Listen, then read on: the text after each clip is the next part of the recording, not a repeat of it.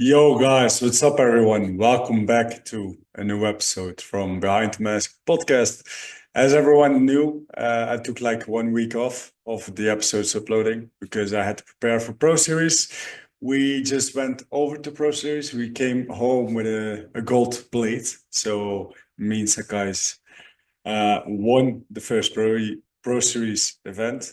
And yeah, for this episode, I'm sitting down with my boy, Andrew Irvine, captain and owner of OB.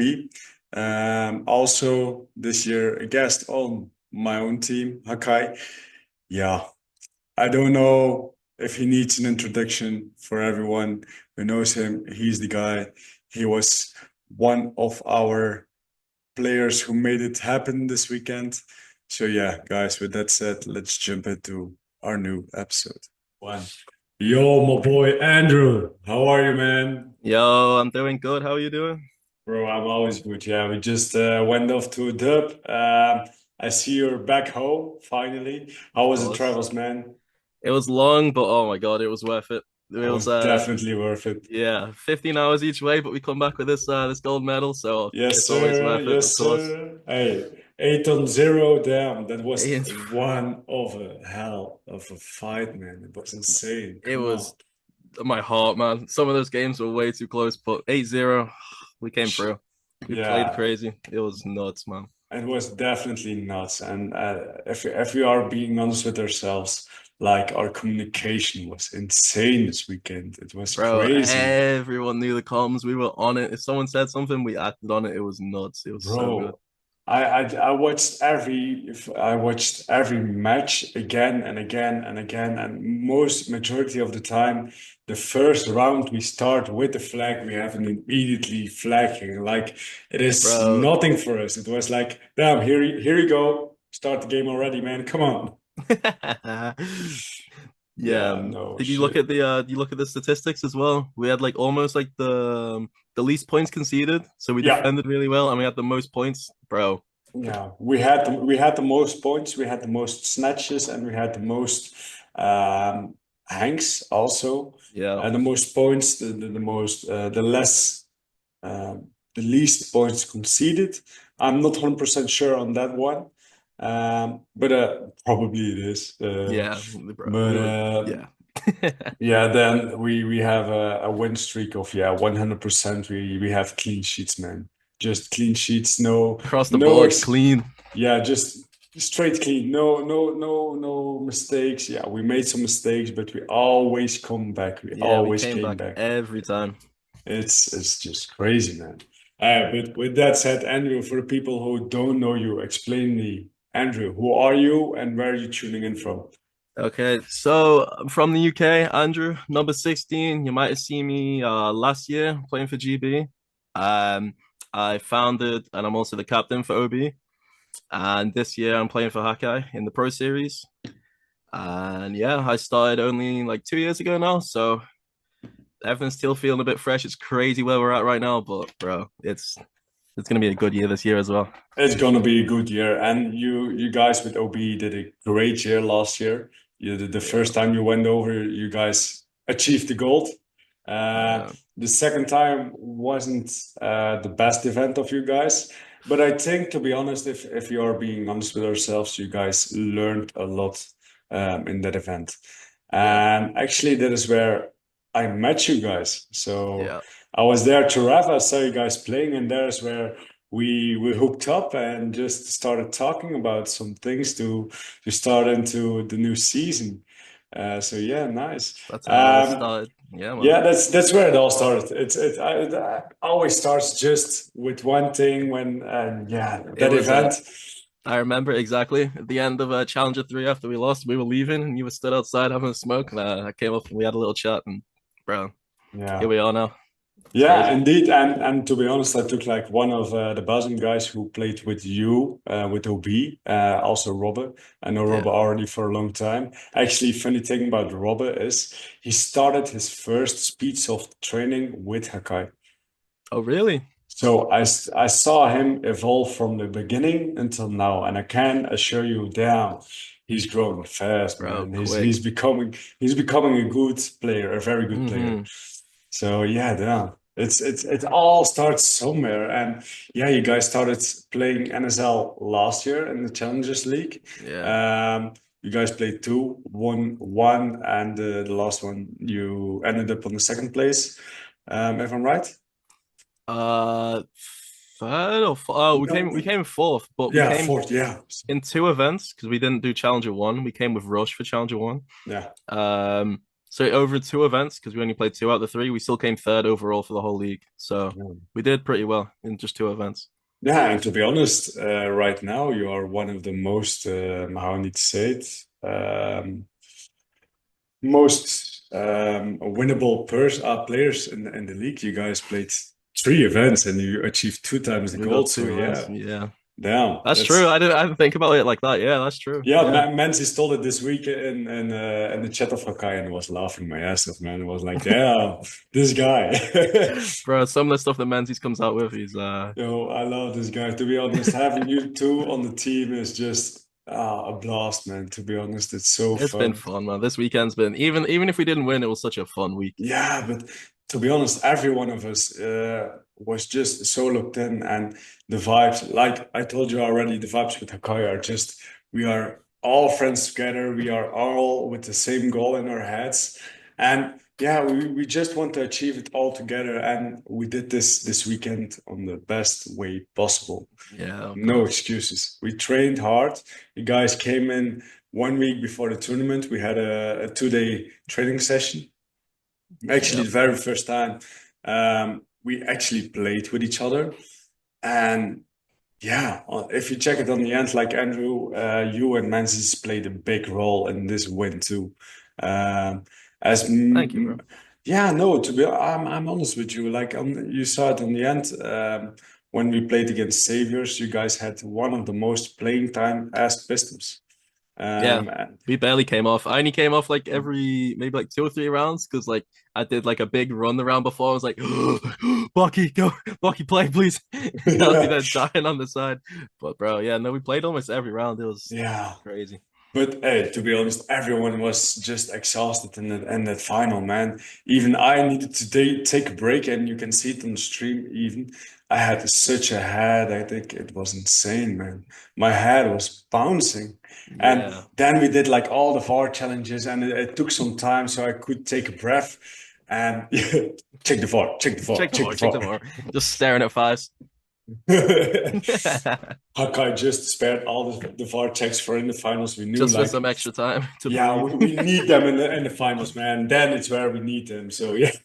Yeah, bro. And hey, I have to give you a big shout out. Like the first VAR check we did, I got shot out of break or something, and I saw you sitting, and it was our very first game. I was watching you in the middle of in a donut. I heard the Commentator call it. commentator Yeah. says in a donut on the 50 line, and you shot someone. I was like, come on, and you shot him. He came out and he told me like, hey, Busha, you need to check it. And I already told you like, I'm gonna check this shit, man. It was insane. And then yeah, we got the penalty. So yeah, it was It our was very first VAR check and we got it successful. So Yeah, it was good. It was before we even started the tournament, you said to everyone's like, unless you're 100% sure, do not ask for the VAR. Make sure you're 100%. And then yeah. that point, I'd walk off the field and everyone's looking at me like, bro, you hit that guy, you hit that guy.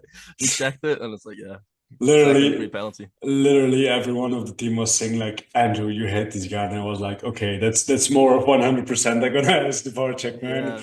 Yeah, but If that's the thing right now with the Pro Series, with the three challenges we have. You need to take care of them and you need to yeah, make sure you take them on the right time and not too early, not too late, because otherwise it will, yeah, fuck you up later in the weekend yeah, of on course. times when it matters. So, and even we in the finals took a VAR check that actually wasn't needed, but yeah, that's in the heat of the moment. That's Yeah. just it. So, I think yeah, that's one good thing with the new three challenge rule.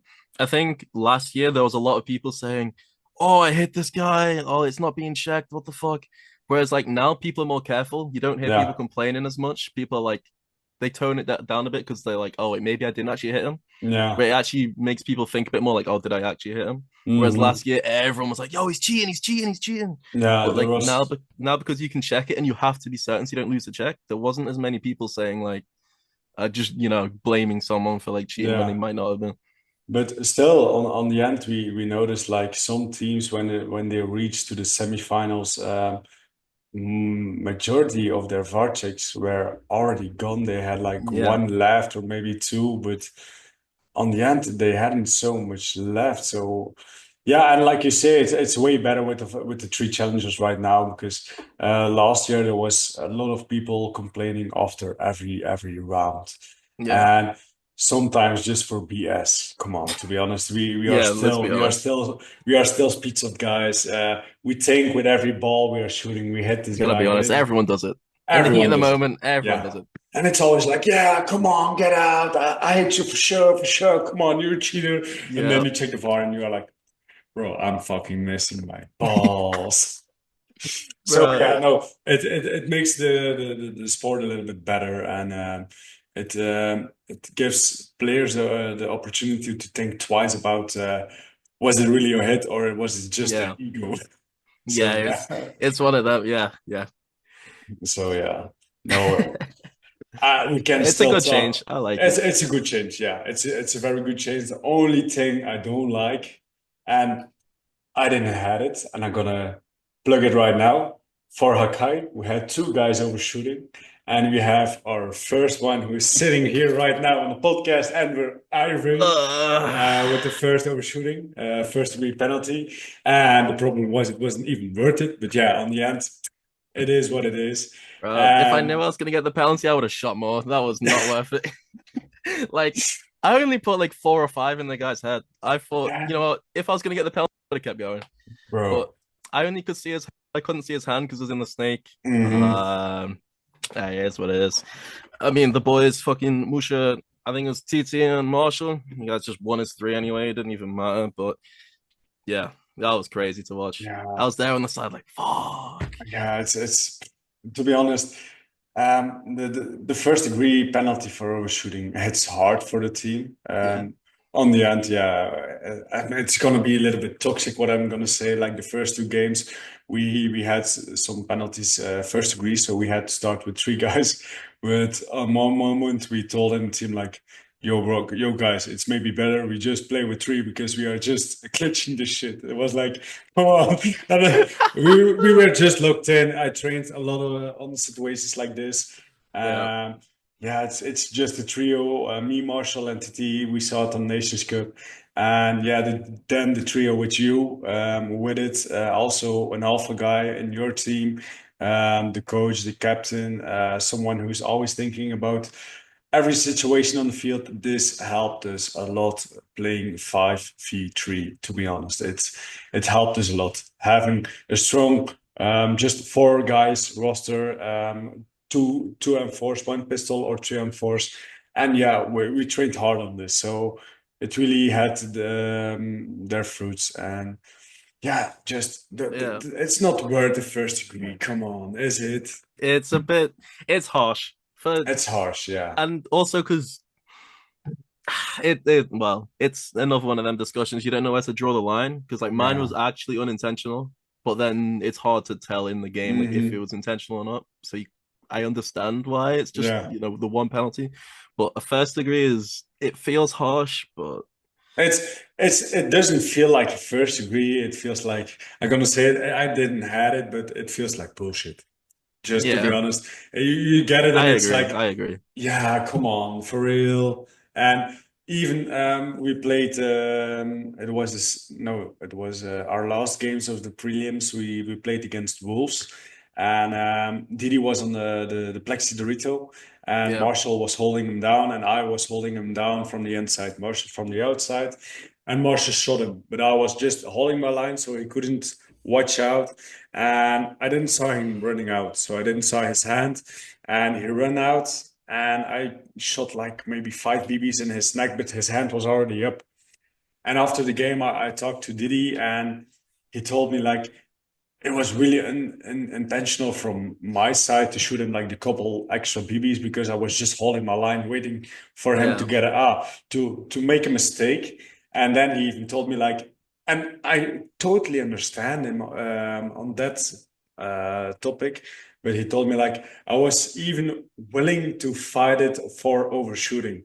That's the point you're coming to. You know what I mean? yeah, exactly. Like yeah, and even I told it to all of you guys, like if you want to give the other team penalties and you know like okay, they're gonna overshoot me, okay, do it, just overshoot me, but I will make sure my hand is up at every Yeah, yeah, time. You are giving you're looting, I'm gonna say penalties from the other team on the way yeah. like this. So yeah, I understand it. Maybe we went a little bit too hard last year.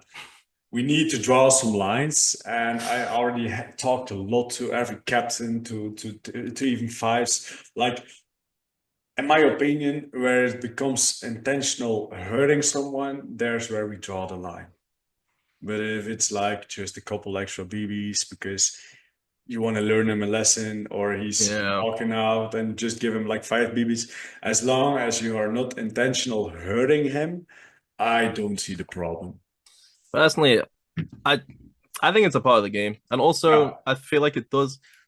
It's not the best thing to say, but I feel like it's good for publicity. Like for yeah. like the live stream and stuff, people love to see like the beef. They love to Hmm. see the controversy. People like overshooting each other, and I don't know. The live stream loves to see the stuff like that. So Yeah, definitely. pulling back on it, it's yeah, we've already had a few people saying like compared to say like globals where it was like spicy, seeing people get ran down, get like 10 BBs in the back of the head. You're not seeing anything like that anymore because people don't want to get penalties. Yeah. So It's holding us down a little bit. And on the end in the ceremony, Fives told us like maybe on the end teams are getting less frustrated of it because when you are losing and you know like okay you think they are cheating or they are not taking their hit, you're gonna overshoot them and then you're gonna lose your focus and things like this. But on the end, for me personally, it doesn't give me a chance for not being focused anymore.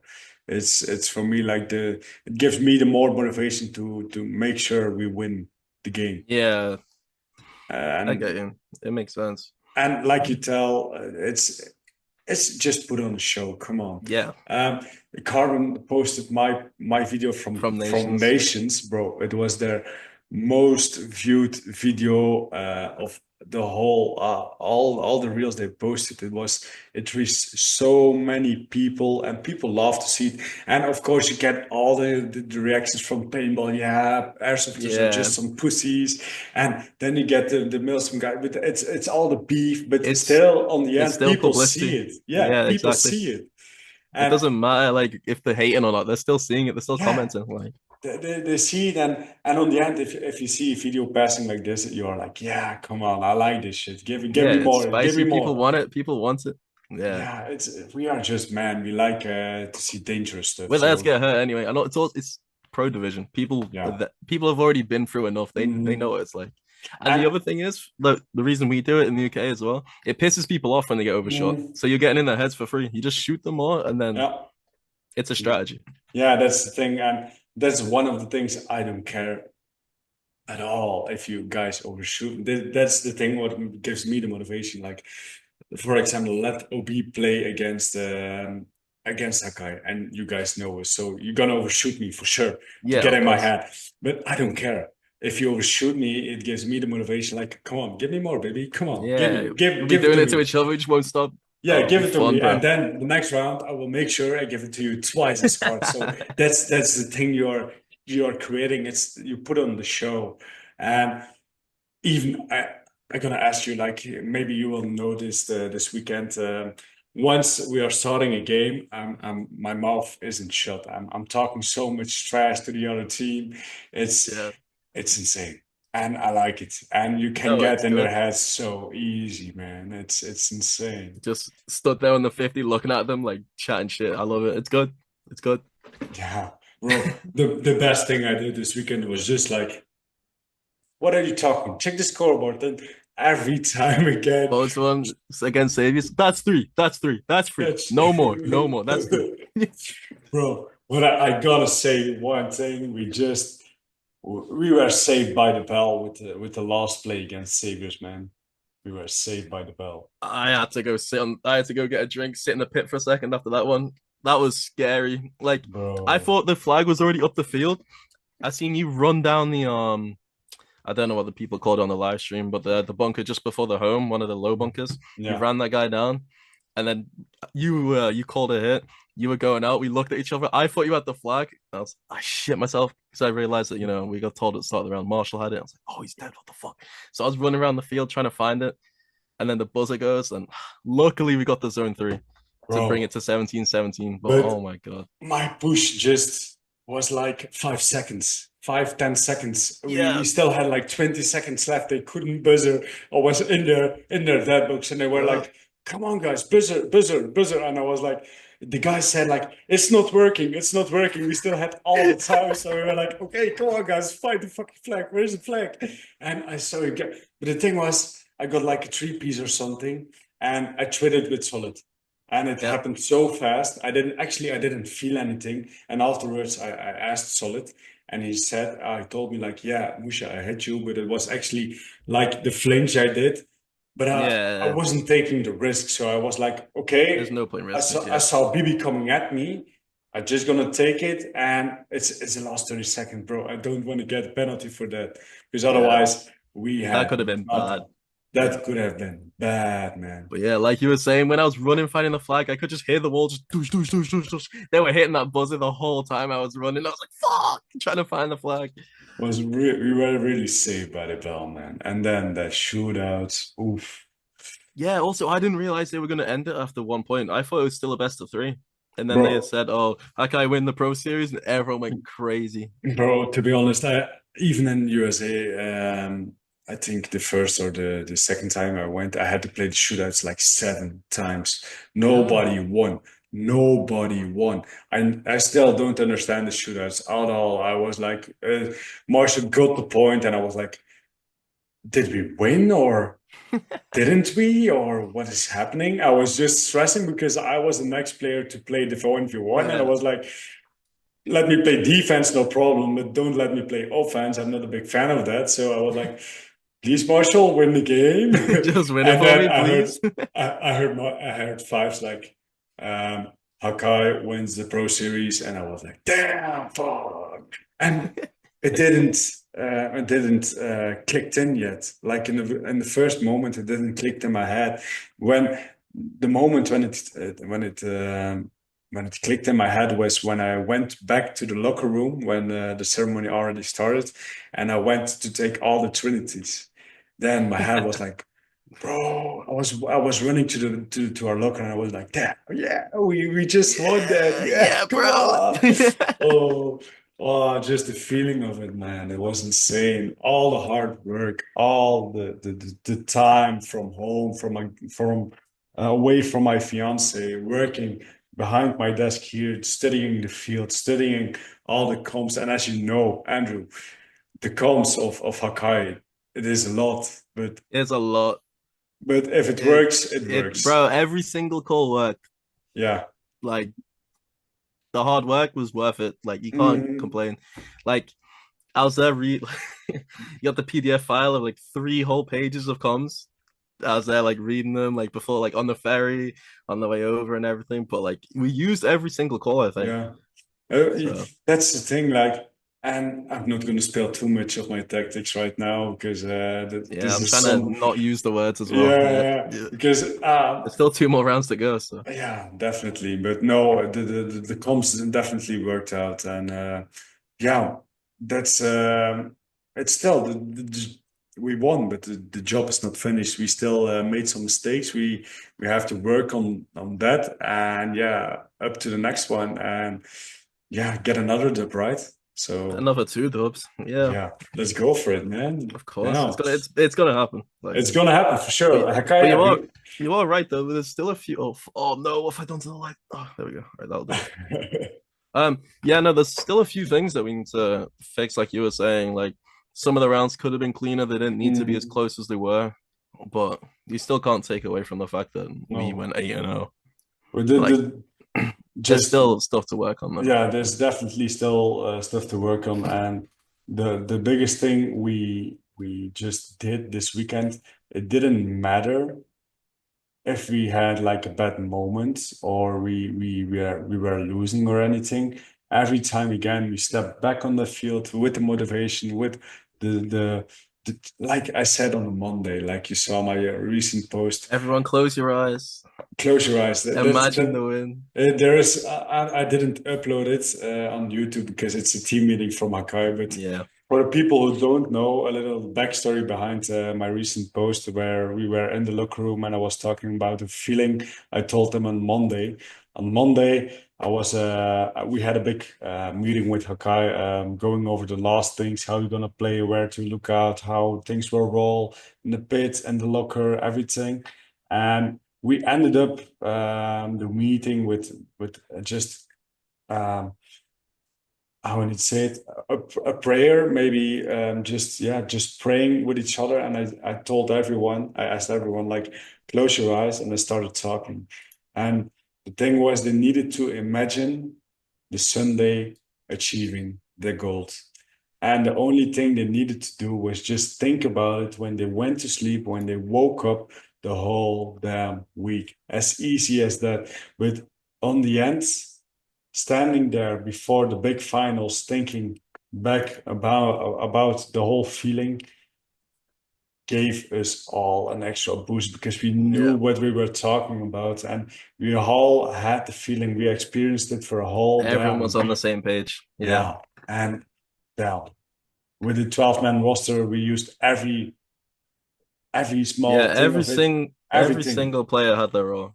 It Yeah, every was single player had their role in every match. And yeah, I can't say like it's still it doesn't feel real still. It's yeah, it doesn't feel real. No, to be honest, it still doesn't feel real. And I can say one thing, what I'm very proud of, what I saw teams struggling with this weekend is the rule of the stacked penalties. mm, Um, with the addition of the overshooting being a first degree is also a penalty that is stacking up and everything. And actually, Hakai didn't ever need to worry about stacked penalties. Um, the only thing I did once was against CKB Bros. I let people play who didn't play that much just to be precautious for unnecessary penalties. Yeah. penalties, and still we merged them. So it's not like the guys who didn't play that much wasn't ready for it. They were all ready for it. Everyone on Yeah. the team, every player was ready for it. It doesn't matter who it was or anything. They were all ready for it. It was as easy as that. So yeah, yeah. Yeah.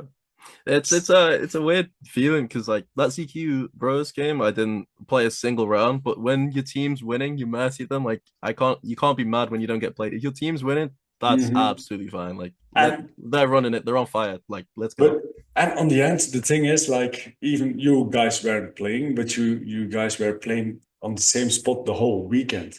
Yeah, So what you guys were doing was, okay, we aren't playing, but we are seeing some things. Okay, we experience situations like this. Okay, hey guys in the field, maybe try to do this. Watch about that line. Watch there. Watch there. You are always giving and yeah, just giving information what they need to get back on that field.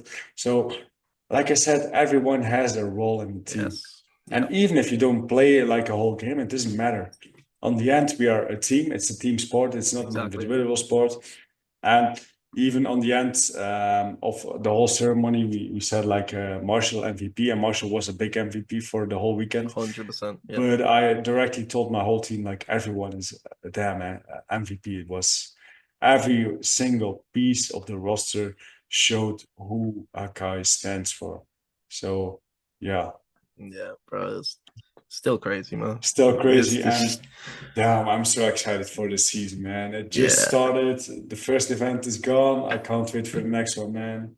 I'm still. Yeah. I was just here. I just finished uploading like some of the. I didn't get too much like footage from my camera, but Doc recorded the ending ceremony, the whole ceremony at the end, and the goosebumps from that video. It's crazy. insane. It's Yeah. crazy, man. You sounded like a little preview, man. I still got the goosebumps, man. Shit. It's insane. Yeah. It felt good. It felt really good. And I never have been as hungry as I am right now. Because as you guys see, I already made a little bit of improvement last year. After four third places and one second place, So close every time. it was finally time we stepped up a game. So yeah, So definitely. this bit.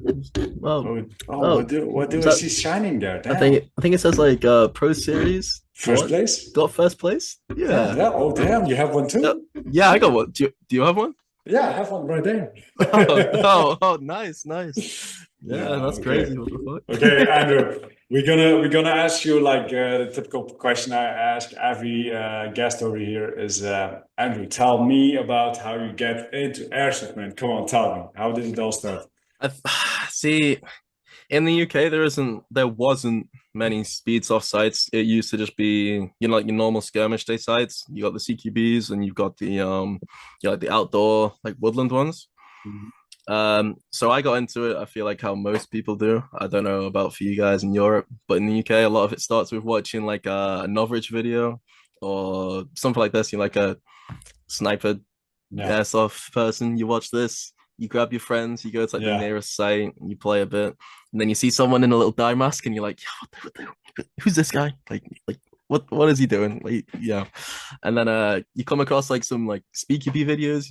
We came like obviously we found like Demo, SYG, and then we started watching them videos, and we were like, and we started buying a bunch of like speed soft stuff. And then weirdly at the similar time, like in a month or two, there was like like a paintball field, but airsoft tournament on a paintball field next to okay, us.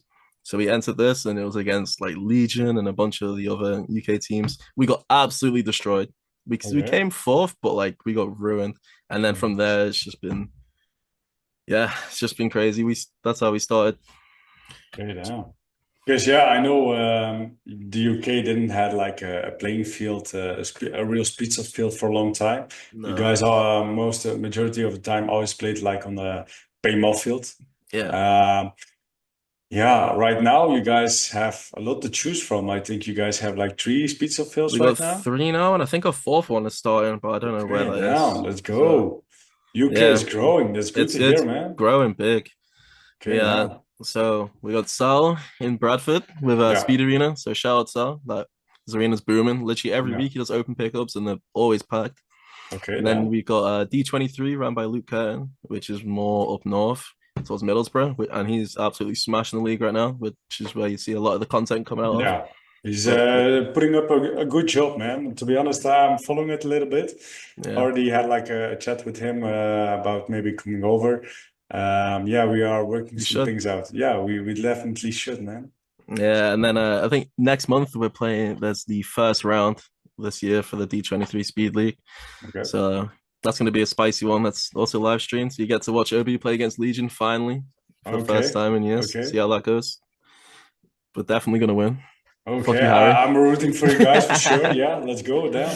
You had some Hakai spice you can implement in your OB. So yeah, let's see if that Yeah, helps a you'll little hear all bit. like the Hakai call outs on the Yo, get out, man. get out, get out. I'll just point at them. Yeah, it's gonna be And good. you just keep spraying and just start Yeah, pointing. that's the thing. Luke doesn't. There isn't that harsh overshooting rules in the UK. So Okay, okay, maybe I need to play over there instead of NSL. yeah, if you want to come over, you got some builds to use. Feel free, fly over whenever, bro. Okay, that nice. And then Um, actually, then you guys have a third field, and it's yeah, the more third. speed could be right. Yeah, that's recently started. I think end of last year, start of this year. Okay, Savage Berserk Arena, I think it is. That's more okay, towards London, so it's for the Southerners. And yeah, I think they're taking more of a speaky B approach. We haven't. Some of the team have been there. They said it's quite good, but it's in the early stages. So I think we're okay, gonna take a trip sometime soon. But it looks really good. okay, So nice. yeah, it's more speaky B paced. They're not doing like the NSL route. They're heading for more of a more like a speakeasy route. Yeah. Yeah, Okay. Yeah, to be honest, on the end, it doesn't matter which format you guys are playing, as long as any speed field's a good soft. field. Yeah, Yeah, any field is a good field, and as long as the whole Speedsoft community is growing, people can choose from different formats. People can choose whatever they want to play. That's the most important thing. As long as the Speedsoft in general, the people who are using every thing of the industry is good. It's all good. yeah, It's good that fields are growing and becoming bigger and organizing leagues where you can earn money and maybe starting a new league. It doesn't matter that much as long as we have a place to play. Speedsoft can, yeah, still it's be, growing. Yeah, yeah, it's like you were saying before, the UK never used to have that many fields, and it didn't, because there was no fields, there was no teams. But since last year, where Sal and Luke have opened up their arenas, like we've like tripled, maybe quadrupled the amount of teams in the UK. Like okay, there's a lot of people playing now because like there's more fields available, there's a lot more teams starting, yeah, and it's definitely booming in the UK at the moment. yeah, and So also there's more content pushing out of all the new yeah, fields popping up. So there's a lot of videographers and photographers in the UK at the moment that are doing bits for the scene. They're posting yeah, regularly and and stuff. to be honest, like even you guys, OB, I saw you guys organize like some not pickups, tryouts, It's like clinics. open, it's a open trading slash clinic kind of thing. Yeah. Yeah, So that's also a good thing for new players, for everyone who's listening and who's willing to learn a little bit more from the OB guys. yeah. Tails up. I think we're doing one next month. Okay.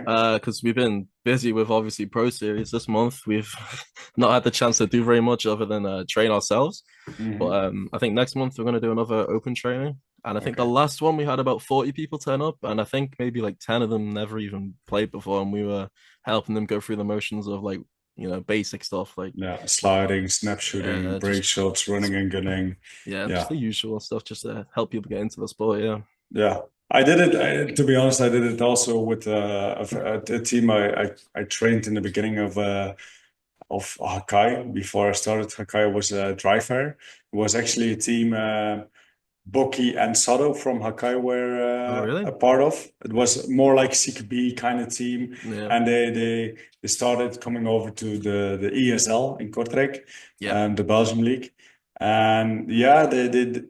I just hooked up with them. We became friends, and I said to them like, "Hey guys, I want to train more. You guys want to improve? Hey, let's just figure something out. I can help you guys improve more." And yeah, just I will train you guys, no problem. And it's all started with the basics, but if you have a good fundamental basic, you will become a good player. But Yeah. I see so many new players just showing up to a pickup game or to a tournament, and then I see them sliding, and I'm thinking like, guys, come on, Yeah. It looks like they're gonna what? hurt themselves. Yeah, but Yeah. it's all about the hurting, and yeah, I even noticed like doing a proper hip slide is needed because you can hurt yourself so badly. It's Yeah. insane, and we are still playing on turf. Imagine playing on grass. You have like holes. You can hurt Yeah, yourself really yeah, quick if you do it really, wrong really outside. Yeah. quick. So it's you definitely need a proper basic fundamental techniques before you can start playing good at tournament. And Yeah. that's a good thing you guys are organizing with OB to grow the community and also grow your name of OB, right? So yeah, I Yeah. like the things you guys are doing. Yeah. Thank you, man. But yeah, it's not even about like the new players looking good. Like when you look at them, you think, oh, like it's hard to watch. It's not even about them like looking new. It's more like you don't want them to hurt themselves. Like we're watching Yeah, people do like double knee slides and belly flop on the floor. It's just like it. yeah. Yeah, it's The biggest problem with new players is they want to improve fast, but yeah, that's not what is reality. It's just truth. If you want to improve, you need to how I need to say it, put quality before quantity. So you can do a lot of hip slides, but if the quality of the hip slide isn't good, yeah, then you will fuck up your body. But if the quality of the hip slide is very well and you know how to slide and you know how to prevent yourself from getting hurt, the quantity will be way better Yeah, on the long road. 100%. So yeah, no, it's very important for all for snapshots. It doesn't matter that much for, but you need to have a proper belly slide. You need to have a proper hip slide, mid slide, ninja slide. You can say whatever you want. There are a lot of slides, and on the end, you need to find like your own way of doing Yeah, it. Like you can have the fundamentals, so the basics of a proper hip slide, and then you form it like in your own way. What what worked for you? How can you do it on a way like you can still see the field and what's happening over there, or how you can stand up real quick in this yeah. situation, There's or so and many things that there's go so into many it. things, but you need to take time for evolving this. So yeah, it's very important. Yeah. See, that's the other reason why we started doing this. Because when we Mhm. started, like I said, the UK team was small. There was no one to show us what we were doing. If like we pull up some videos from like when we first started, like the first year, it was so hard to like watch those videos of us when we first started. We kind of like self-taught ourselves, like watching paintball videos and stuff like Mhm. this. And then we actually went to like some paintball open days where like some very nice guys at the UK events, the paintball side over here, they like helped us, gave us some tips on like how to actually move. And then we realized like, oh, we've been doing everything wrong this whole time. Yeah. So yeah, just to like because we're in like a nice position that we've grown ourselves into now as OB, like we've gone out, competed, we've brought our name out quite a bit. We feel like it's kind of a good thing to try help the scene by just doing open sessions where people Yeah. can come learn some things, and also it helps us in the long way Yeah, definitely. in the what's it called in the long run because we want better teams to play against in the UK. Like Hmm. so, if we help teach people, we can get more comps, and it's just better for everyone. So Yeah, that's why we started doing it. people will see that like an opportunity to get them started, because that's one of the biggest things people struggle with, how to get started.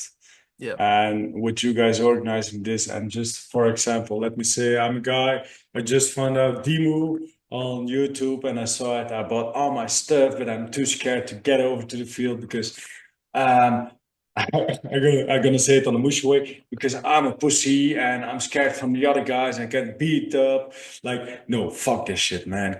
Just go out and show yourself, learn from the better players, and then it will all come from itself. So yeah. yeah, I'm saying it right away, and no excuses, just the way it is, man. I don't No, care. the only way you learn is by playing against better people. Like Yeah, definitely. you don't get better by playing against yourself and then No. winning because you all knew. You need to play against some good players. That's how you Hmm. really learn. Yeah, definitely. And also, the thing I want to get into is you did not only play airsoft, you also play paintball. How did you actually get into paintball? Because yeah, that's also a big thing in OB, right? Yeah. So for this year, I've took a little step back from it because we got like pro series and a lot of stuff going on in the UK now. So I've handed that off to one of the other guys on the team who organizes that now. But yeah, when we were first starting, um, the skirmish site that we first started playing at, very luckily, they were also like a paintball-ish field. So they had a sub air field where we used to train on, and then whenever we were there, just training airsoft, the paintballers would just laugh at us like, "Oh, look at these like toy guns and stuff." And then eventually they convinced us to try it, and we played a tournament with them guys, just out of nowhere. We never even held a marker before. We just got thrown in the deep end. It was me and two others. Um, but no, it was like the best experience ever. It was like the first time being on real Astro. It was the first Yeah. time shooting real paint. Yeah. Like, and I don't know if you've ever played in like really like a really like swampy, wet like sub Bro, airfield. it's insane. I like when it's wet, but when it's wet, it's getting insane. You need to slide like off break to the snake, and you're Yeah, just making a slide from like 20 meters. Like bro, it was it's not exactly like that. it's insane. You Yeah, that can't was our stop. first experience, and we loved it. We were like, yo, we need to do more of this shit. So Yeah. that's how we got into paintball, and then Okay. we brought OB into doing paintball as well after that event. And yeah, no, everyone. Also, that's the other thing. That's another reason why we got a lot better because paintball's Yeah. been around for longer. Um, there was a lot more to learn from paintball. Hmm. That's So. That's one of the biggest things I learned from still to this day. I watch a lot of paintball. I'm a big fan of paintball. I played paintball myself too when I have time. I Yeah, never exactly. competed exactly. And I can say one thing, like the first time I tried out paintball, it was in Spa-Francorchamps. It's a team called Breakout who's playing NXL. And yeah, we just were thrown into the nets, and they handed off like markers, looks, yeah, CS2s, but we never held a real marker before. Yeah. But they knew like we played airsoft, and one of the girls, it was from the Belladonnas and the WNXL team, and it was one of the girls we knew. She already went a couple of times to the training, so she knew what we did, but all the rest didn't know what airsoft really was. So Yeah. in the beginning, they told us like, "Yo, guys, be careful with the stuff you're in your hands. It's very expensive. Don't do stupid shit." We went out the first round. We came off the field, and they looked at us like, "Okay, they know what they are doing." It was, yeah, it's all the same thing. The only thing what is different is you don't know how to shoot the gun properly, Yeah. Yeah. because there are so much things to keep in mind from the ball's not shooting straight, the paint is not the best. Um, yeah, the humidity, the warmth, the cold, everything, it matters. Everything. Yeah. It matters so much. And you learn a lot from it. Just playing on a bigger field, you need to have more endurance, to be honest, to Yes. make it to farther spots. Like a snake player is really like a guy who's Yeah. really, really fast. With this, it's you can be a slower snake player, but still, in the end, you will make the snake. Off there, it's no go. If you want to make the snake off break, like real deep into the snake, you have to You be have to really be fast yeah. as fuck, boy. You have to be on it, bro. Yeah, but no, definitely paintball is a real teaching school for airsofters, and I It's would a definitely say to all airsofters, if you have the opportunity, and also if you have the money, because it's more expensive than yeah. paintball, than airsoft, sorry, just give it a try. Do it, maybe, yeah, just do it in your free time or something, but it is fun. It is 100% worth so, it. Just go and try it yeah, if you yeah, have the chance. Just go. definitely. Yeah. And yeah, even if you just go out, do a skirmish or something, start with that and then jump into the other thing. But it is really, really worth it. So yeah. And you will learn a lot from it because, like Andrew already said, paintball is over here already for a longer time. They know they started from nothing and they paved Yeah. a way for us already. We can learn from them, but they had nobody to learn from. They learned it from themselves. So yeah, Yes. that's a big thing. The only other thing I would say, the first time if you guys go, you will get shit on. Like Yeah. you need to be happy with the fact that you're not gonna like on airsoft, you might be winning your 1v5s. Over there, it's not gonna happen. Just Well, be ready to absolutely just eat yeah, paint. Just be ready for it. yeah, you will be Yeah. demolished if you're playing against some just average good guys. You will be demolished, and just because they know how to properly Bro, shoot a that was like marker. when we first went to our tournament, we seen like a bunch of old guys, and we were like, yo, what the fuck? Oh, this is gonna be easy. Yeah, I no, don't think we got a kill. It was like they didn't miss anything. It was like, no, it was so humbling. We were there like, okay, we got a lot to learn. yeah, and yeah, I remember it even like the first time I got hit, but it didn't. It was a bounce ball, so it didn't splash open, You and climbed.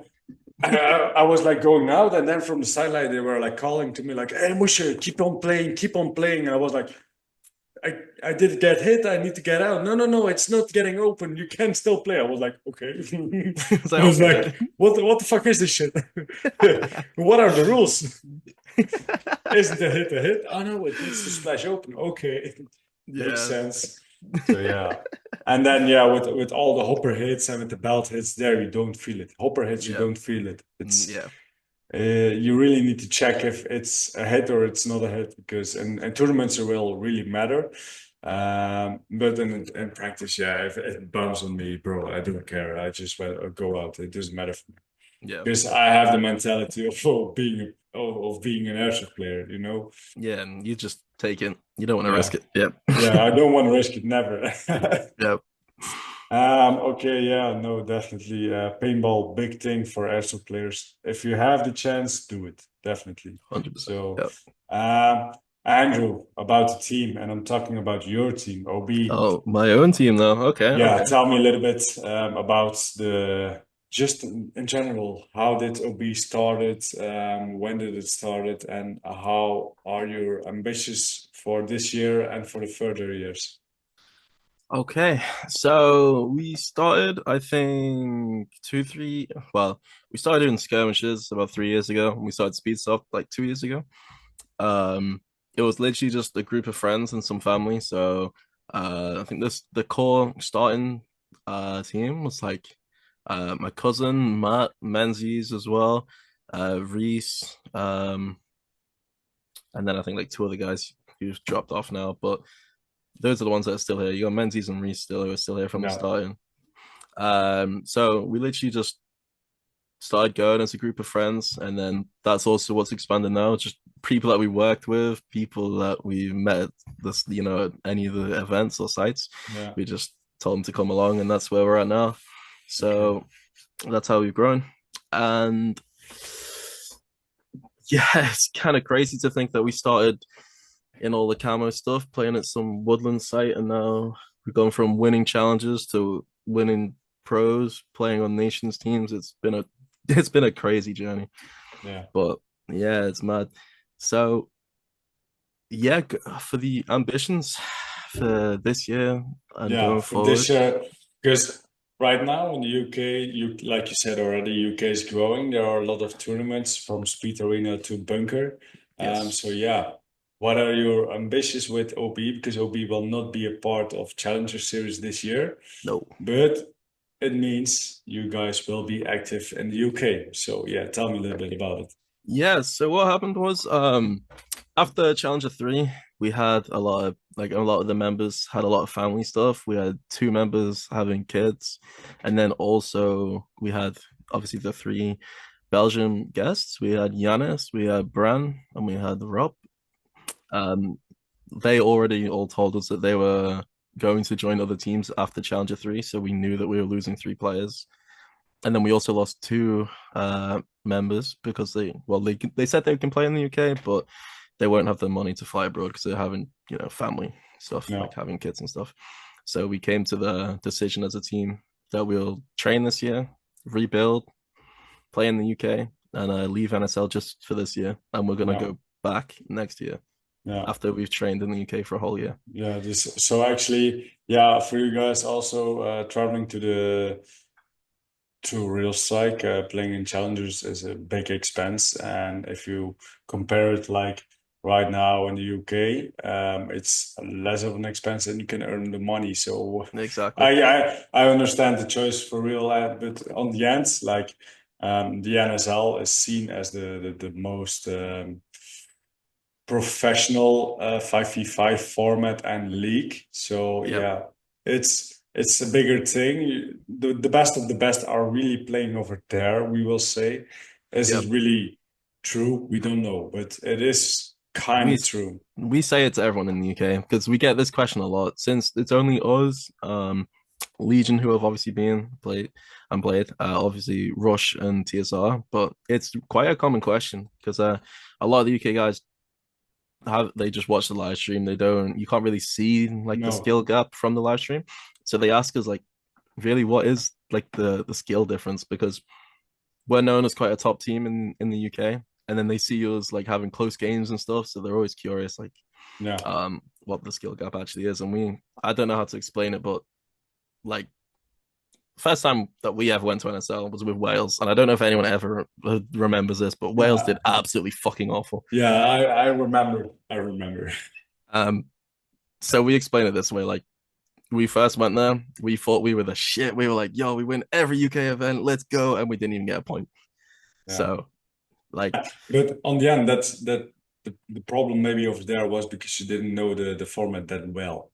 yeah, it was just everything. We were just unprepared. We weren't ready. Like the skill gap over in NSL and Real Strike is just it's that much higher. Like Yeah, it's compared to the UK because UK is still kind of fresh. It's Yeah, a lot harder. So Maybe we have to bring up some guests from Hakai for a B I maybe want to this see it. year. I want to see it. Maybe, who If any of knows? you guys are free, I know a few of the boys from Hakai are very keen to come over. So maybe that might happen. So good luck to the UK teams.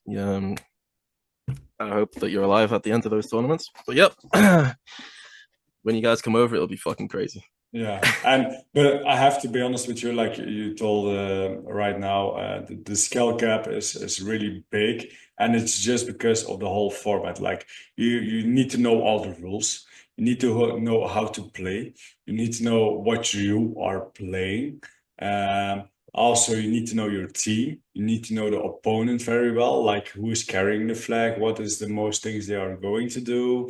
Um, how do you still get up to points like if they get like if you're like 12 points behind, okay, um, let me just say for example, it doesn't matter like which I need to say it, which try flag rank you get, as long as you get the bonus points, you will get points up or you will stand on a draw. All things like this, you need to understand all these things to Yeah, really execute the job on the NSL field. it's the added level. It's the Yeah, you can get 5 kills and still lose. Like yeah. it's what happened to us at Challenger 3. We were getting the kills, but we just couldn't get the flag up the field. Hmm. It's another level. It's playing the game and winning. It's different. It's Yeah, and even if we have to compare like this new layout, as everyone knows, as everyone is already had their complaints about, yeah, the Yep. layout is not nice. Okay, it's different. We had a big chat about it already. But on the end, it is playable. It is very exciting to It's play fun, bro. on. It's fun. It has a lot, it gives you a different perspective of playing the game. And in the beginning, when Fives released the layout, the first thing I said, like, okay, Fives, do you have like any run throughs that are safe to run through with the flag, if you know what I mean? Like back in the time, we had like in the middle, you could There's an easily open run lane. through. Yeah. It was open, no problem. It was safe. You couldn't get hurt or anything. And right, when the layout dropped, I was like, it's real stacked. How will we do it? How will we see the flag and this and that? But on the end, it played very well with the flag. And on the tournament, I was really surprised by it. And even with our flag hangs, the amount of flag hangs we get and the amount of snatches we got was insane. Yeah. So actually, for everyone who says, and I'm watching to you, McSwain, for everyone who's saying this, the layout is trash, you suck. It's not the layout, it's you. It's very simple. Just adapt. Just adapt. That's the only thing. Like people are always making excuses, like yeah, and the layout this and the layout that. But on the end, it doesn't matter. Whatever layout you play, even it's a blind layout, even it's a complete new layout, bro. It doesn't even matter. We had like one layout on ASL where the full 50 block in the middle of the field was just plexi. It was you couldn't do like any break shots right to the middle. It wasn't worth it because you just was shooting to the plexi. Things Yep. like this, and people said like, okay, this is shit layout, but on the end, it played very nicely. It just plays differently. Yep. It's So people don't like change, is all it yeah, is. that's the biggest thing. People when they are getting comfortable, they are getting pussy. They are I think the becoming thing a is, pussy. the main thing that I think that everyone had the issue with is like this layout now. There's I don't think there's a bunker you can stand up on really. Like Yeah, like the old traditional layouts, how there's always like the traditional like D1 that you can always have like a back player to stand on and hold down a lane. I there isn't any of that. Like this whole layout's low as fuck, and that's why I feel like a lot of people were yeah, not a fan of it.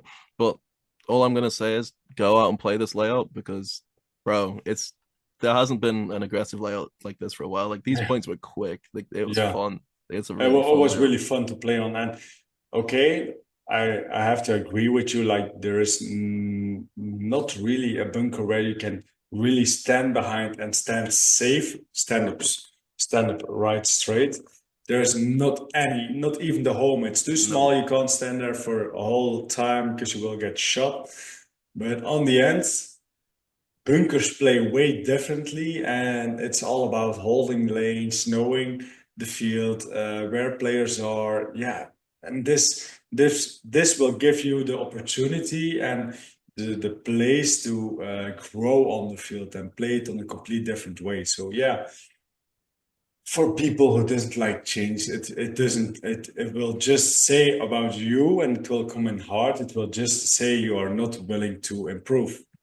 It's as easy as Yep. that. Yes, sir. Sorry. And it will come in hard for some players, but I don't care, man. If you want to improve, if you really want to improve, put yourself to a limit, push yourself into a corner where you can't do anything, but then you will need to improve. Yep. So that's where you will become the better player. So yeah, At the end. stop wanking and start doing. At the end of the day, all of us are gonna have to play this layout in nations Yeah. anyway. Yeah. So So on the end, stop complaining, just play it. If you haven't played it, yeah, you can't say anything yeah, about it. don't judge until you play that field because Yeah. I gotta admit I hated the look of it when it first came Yeah. out. I Bro, me looked at it, I too. hated it. I was Me a part of the too. wave when it first got announced. I was there in like every group chat, like, "Yo, what the fuck? Why is he put his kitchen table in the middle of the field? What the fuck is this?" And then yeah, playing this field, yeah, no It's complaints. Like fun. It's it's fun. it's it's it's really fun. So yeah. Okay. Okay, yeah, so some big things coming up for OB. OB will be more active on the UK side. Yeah. You guys will be competing in bunker and speed arena, or you will be one Yeah. or divided a little bit. So I think Sal had a I think like a pipe burst or something. So his events have been cancelled as far as I'm aware of, but when he announces an event, we'll be there 100%. Okay, nice. And then for D23, we're already booked in for the league. I don't know. For everyone out there, he's got two divisions. We're in Division One against uh like the top teams of the UK. So Legion, TSR, I think like ECS and Speak Hotel anyway. But we Yeah. got 3 rounds for this, and then there's also championship at the end of the year. We got the first round next month, so it's gonna be spicy. But yeah, I can't remember how Okay. much the cash prize is, but it's gonna be a nice change playing for a cash prize. It's gonna be spicy as fuck. Yeah, it's gonna be spicy as fuck, man. Be prepared. And actually, to be honest, I was not so long ago. I was also watching about the bunker events. I was maybe thinking about competing in it, but yeah, right now I have a lot on my plate, and yeah, I still need to spend some time with the fiance, right? So yeah, Yeah, need to you could make come. some. You could come guest. I mean, Yeah, I know. Who knows? Maybe you have maybe 3 events, so maybe you can guest one player every event. Who knows? come for the championship. Just I'm a championship guy. I'm a championship guy, so yeah, who knows? Let's go. I yeah, would really be down for that. Who knows? Who knows? yeah. Of Be course, on the lookout. Be on the we'll lookout. see. We'll see. We'll see. Might just see him Okay. appear out of nowhere. You know, it'd be good. Yo, guys, I'm here. I'm gonna smash you. You just see like the orange bandana, and they're like, Yeah. "Fuck." Damn, that's Mushe. Oh no, the Trinity. Manual binary. Oh yeah, I don't think he's got any rules against that, so you can go back to shooting how you used Bro, to. I don't need it anymore, man. They added the rule and they thought like we're gonna stop Mushe, but bro, I was still run. I was just playing Still got the gold medal. Does not matter, bro. does not matter, man. Does You not can't. matter. The Musha only always thing happy. Musha always happy, and the only thing I have to say is I was really amazed by this weekend because on globals I played with the same belt I played this weekend with, and I have always like 10 max with me, so one in my replica and 9 on my back. And on globals, I had one game I played all my max out, but What all. the Bro, I can assure you that is a lot. That is 10 times, yeah, 160. That is a lot. yeah. You know there's only 5 people on the field, right? Yeah, yeah. So One thousand then, six hundred then, shots, five. then I still, bro, but on globals, I was just spraying lanes. I was just Yeah, holding bro. down, just, yeah, lanes where people would run through and In they one couldn't. round is crazy, bro. That was insane. Yeah, it was really insane. But this weekend, I didn't even go to the half of it, I think. Or Yeah, maybe it was just because of our pit crew just filling up my yeah, belt every constantly time. filling you up every round. You I have to got say, bro, our pit crew was they insane were this on it. weekend. They Shout were out the really pit crew. on it. Yeah, big shout out to the Sam, pit. just is he Jasper? It's Jasper, right? Which one? You're talking about the guy who was running the max? And there was Sam. We had Gio. We We had had Gio running Yentl. the clipboard. Then we had Jentel, the brother of TT, filling the max, and then we had Jasper on Sunday, Jasper. That's the one. who Yeah, was helping us giving the max between the games. bro, they were all So on it, bro. It was crazy. yeah, it was Yeah, insane. I But thought I might be able to have a go on the Vanguard. They're like, no, it's my job. but that's really a thing I want to show to the guys in the pit crew. Like you guys belong now to the and this weekend you guys belong on Hakai. You are part of Hakai and you have a job with Hakai. So I really want to give them the full potential of doing that job. And it's not like being a maxlet. It's really helping your team. Having a pit crew is very, very important. And definitely if you have a roster of 12 guys, because you can use every piece of it, because everyone is locked in and is focused, is watching upstairs, or is giving information to the players who are going to the field. They're all They were all locked in. key aspects, man. It was crazy. Oh, sorry. They were all locked in. It's like in the final, I could just run into the pit. I just threw my belt at them. I like had a quick drink, and then I just put my arms up. They put the belt on me. I go back on the field. He Yeah. goes feet, and I'm just running on the field with my kappa, bro. Like if we didn't have that pit crew, I don't, we're not winning that event. Yeah, the funny thing is always with Gio, he helped us already. Now it's his third time, and every time I'm asking him, the last times I asked him to run the clipboard, so he can show me what the opponent is doing, and he instantly knows when I'm saying to him like talk to me. He comes to me directly and he just starts like there, and here's the flag. And okay, I said like we are playing offense. We don't need to care about flag. Tell me the previous round. Okay, there. Okay. Now I know what to do. And it's just you know the information, you know what lines you need to take, and you can just tell. Majority of the time, every time we stepped on the field, we knew what we were going to do before we were at the break as well. Yep. On the end, sometimes it was like, okay, yeah, maybe do this because we saw, okay, there was some change, but Yeah. also before the game actually started, there was always like one call we called to the whole team, like, yeah, just I can. Don't want to give away the comms, but Yeah, I yeah, don't want to give away the calls, right? Yeah, but let me just say, for example, two guys on the Doritos side, but we had a specific call, like, okay, there is it, and the flag is there, so we all know, okay, this is what's going to happen, so we can always predict what we need to do. yeah. So It's yeah, like it really helped we us. always like had an idea before the round started of like if Yeah. we're going for the snatch, like it's gonna be in one of these two bunkers, and then we'll send two people, and we've got that snatch most rounds. Hmm. Like we know where that's Hmm. going. Yeah, definitely. So okay, Andrew. Any Yes, yes, future yes. goals this year? Have you like any goals you want to achieve with OB? Maybe with Hakai, maybe with Team Oh, Great bro, Britain this year? Tell me. we got a lot of goals this year. Okay, tell me. It's gonna be a busy year.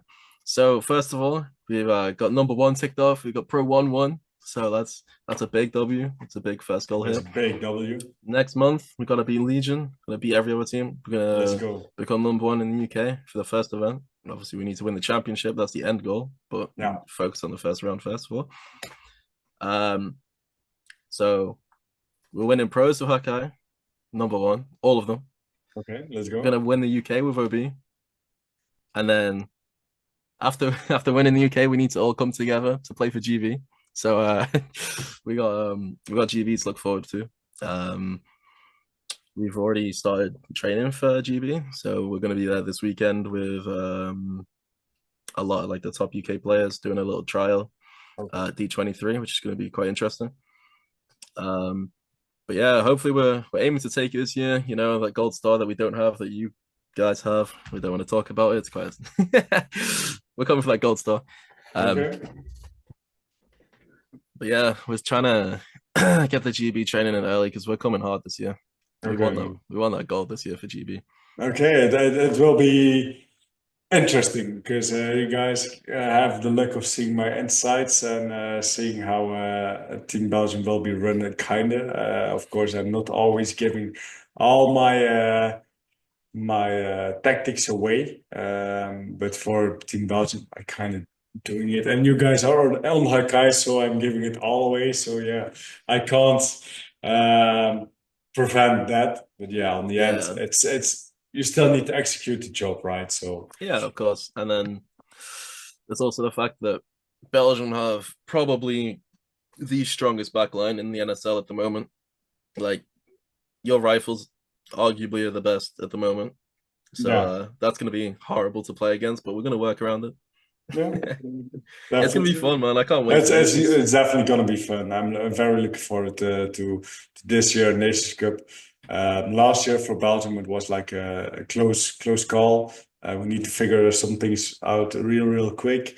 Didn't have that much time. I with my busy schedule, traveling to the US and everything. But I still made it works together with Sipa from Terra Knights. We put on a hell of a fight. We ended up on the third spot. But yeah, this year we are back for the Star Man. We are there for the full execution. So let's get let's get to it. Yeah, man. Let's go. Okay. Okay, nice. Okay, let's go to something else. And this is gonna be a funny story. You Okay. already mentioned it kind of bit like how you get on to Hakai, but how did it all started with Hakai? Andrew and Hakai. How did it all started? How actually was it? It was Challenger 3, right? We Yeah. oh no. How, was that it was. Um I think you spoke to Menzies first, right? Yeah, Menzies Because was yeah, Menzies. The thing was, I knew you, but I actually didn't know Menzies that well. I never saw him before, but I know Bran and Rob and Janis very well, so I knew like OB. And yeah, Menzies was talking to me like, yeah, Moshe, next year we're probably not gonna play. I would say it, NSL, or we are not gonna play globals because we aren't invited. We didn't win, so we can't play it. But I'm still willing to go. And I said to him, like, Manjies, let's keep in touch with me and we will see what happens. And yeah, from one things comes another. And I started talking with you guys both. And I want you guys both on the roster of Hakai for Globals. yep. Manjies sadly couldn't make it due to holiday. Andrew could, Ugh. but yeah, I'll, uh, there I'll ex had I'll explain this story. there Um, happened something. Something yeah, let happened. me let me let me lock in real quick. Right.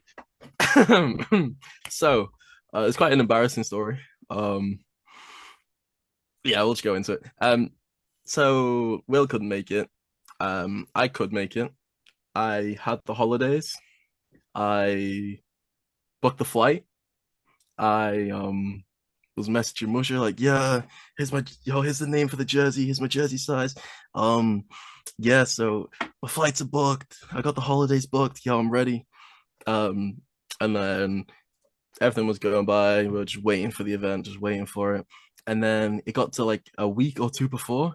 And then I seen on the Hakai page saying, yo, Hakai's ready. We'll see you next week.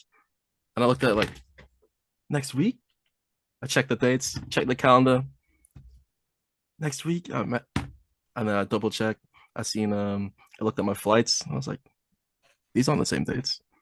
And then I checked the website to see the NSL like global states, like when the actual tournament was. I booked the wrong fucking week. So I booked the week after. I don't know how. Like I looked at the. I don't know. I just took a date out my fucking head and thought, yeah, that Uh, that sounds like a good date. But I booked the week after, off for my holiday, also paid for the flights for the week after.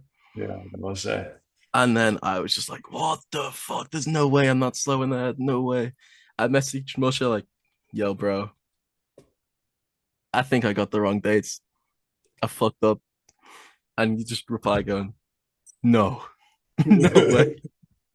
Bro, I was like, come on, Andrew, you can't do this, man. I was like, yeah, but on the end, I was like, Andrew, it doesn't matter, man. Just make sure you get your money back as first, and if you can maybe make it, let me know. But yeah, it was lost chance, Bro, man. I was so sad about it, man. I um I wasn't even bothered about the money I lost, so I paid about like there's about like 700 euros and I lost 100 for the cancellation fee. Yeah, okay, that was still chill, man. But like, bro, I watched the whole live stream just there in the chat spamming it, just like I should have been there, man. I should have been there. Oh, it's hard, man. But yeah, it's funny to look back on now, but fuck. That was Hey, so sad. but you guys made a great comeback, I will say, a great appearance in the Pro Series, right? Yeah, of course. And then finally we get to play with Hakai and we got a little ding, ding, Little ding, Samson. a So little something, something, little gold medal, you know. yeah, just to appreciate our work, just Yeah. to show we did a good job. We deserve the gold, so yeah. Yeah, bro. It was yeah, and then the full pro one, we obviously flew out to train with you guys. That was I think we needed that training session so we Yeah, could get to playing together and see what we could all do. And but to be the rest is honest, history. yeah, the rest is history, and even I will dive a little bit deeper into the training session. Like it's always the thing I did with Vava because Vava is also traveling a little bit farther from where he's the farthest guy for us now. You guys are because you are from the UK. But majority of the time when Vava was going to training from us, I was always trying to make a trainings weekend, and that's what we did with you guys too. We had a trainings weekend Saturday starting in Erstens Kortrijk. Just 4 hour session, just getting to know each other a little bit, getting to know the field, the synergy, just yeah, testing you guys a little bit how you will fit into the group. Also, it was really good, TT, Marshall, Rob, Connor, Mouse. You knew them already a little Already knew bit. them all. Yeah. So that really helped you guys to fit in into the team. Yeah. And then with the rest, yeah, it's all history. Um, on Saturday we had like a big dinner with all of you guys, so that helped also a lot just to get everyone together. And yeah, then the Sunday was the big day, the D Day, the training sparring session, and real strike when you guys got the first view onto the new layout. Yeah. Um, Playing with the full team, playing with the NSL format, with all the callouts, with all the tactics. And there, to be honest, I said to the guys already, there's where it really happened to prepare ourselves for the Pro Series. Because that training, I didn't play that much, but I was Um, watching upstairs and really bitching on you guys, really, really bitching. Like every mistake, every missed communication, I told you, like, come on, guys, I'm really getting angry. yeah. Like, guys, come on. Okay, you made the 5 kills, but where the fuck was the snatch? Where the hell was the hang? Come on. After every round you were there like, After guys, come every here, come here. after every round, I was pushing the small mistakes we made, but the small mistakes needed to be fixed before we could do something. And it was a hard training session. It was a good training session and it really helped us. Yeah. So I'm really proud we did that. And it really helped us going into the whole weekend. So yeah, it's something I will do in the future too, because this one is a good one. And okay, it will be two busy weekends because the first weekend we are training. Next weekend you guys are coming back, but like yeah, you guys can crash at our places. Now we have pistols, so you guys Yeah, we can left use most of our stuff with you guys, so we can just fly yeah. over now. Should be Yeah, easier. it's way easier than just taking all your stuff with you. So yeah, Yeah, we got you guys covered. yeah, man. Right It's now you guys are part of the family, so we will take care of you guys. Don't worry. Yeah, you guys are too nice, bro. Both weekends were crazy. I think the main thing was obviously the training was really beneficial the week before, but I think the main thing was coming to see all you guys, getting to meet you all, and like chatting to everyone. Like you can't perform well as a team if you don't, if you don't get on with each other. So Yeah, if you getting don't to get meet everyone. along, it's really difficult to get along on the field too. So that's why like the meal and everything was like, yeah, it just helps everyone get along better. Also, when winning on the Pro Series, like after Saturday, we would like everyone was it was just like we've been playing together forever. Like we were Yeah, chatting to each other, even with like the language barriers. We're like talking to Bucky, and he's struggling, but he's trying. Like it's so like yeah. when he speaks, he's a funny guy. But Yeah, this guy, I love him so much. He's a really an OG from Hakai. He's on the team since the beginning. But yeah, Boki is known for his bad English. yeah, He but I understands it, love him. but yeah, he's trying. I love this guy. He's such a demon in the snake, and he's really a dog. I tell him like, Boki, you're gonna do this and this and this, and he Bro, it executed was so funny. It's on the insane. live stream as well. We were cheering for him. We just see him on the live stream like crawling through the snake, and then you just see him Yeah. stand up with the flag and go, woo, woo, Yeah, woo. two times in a row. Like I was like, Bookie, come on, what are you doing? I was like, damn, give me more of that, man. Come on. That was crazy. But It's no, insane. for us, for me and Menzies, it's just funnier because the broken English when he's really trying to talk to us, and we're there like, bro, but I don't know, I love him. He's funny. He's a funny guy. Sometimes the bookie is going up to me and he's before a game and he knows like, okay, I called Menzies and Andrew, and he knows he plays the position you guys are playing, and he tells me like, yo, Mushe, tell him that, and that, and I go over to you guys. Hey, Bookie told me you need to do this, watch of this, and be careful of that. So it's always funny. And Yeah, even with Boki, our general speaking in Hakaya, I always ask everyone to talk as much English as possible. So it gives us more synergy in the team. So it's not divided in Dutch, French, and English. We are always talking in one group. And yeah, sometimes I was asking like Bookie, did you understand? And it was like, yeah.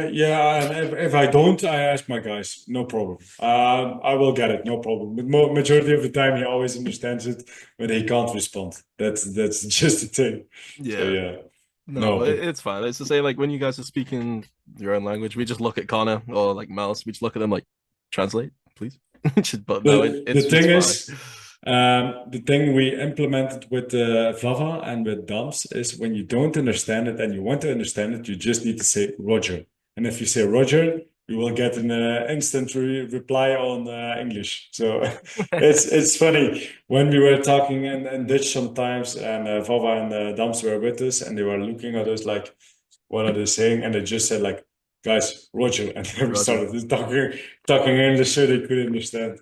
Because sometimes, you notice, like this week, sometimes people are explaining some things on what happened on the field or where we need to be careful on or things like this. But it's very beneficial if everyone's gets this info. Maybe you aren't playing that spot, but it can be beneficial for Yeah. you in the whole tactic or in the whole play. So yeah.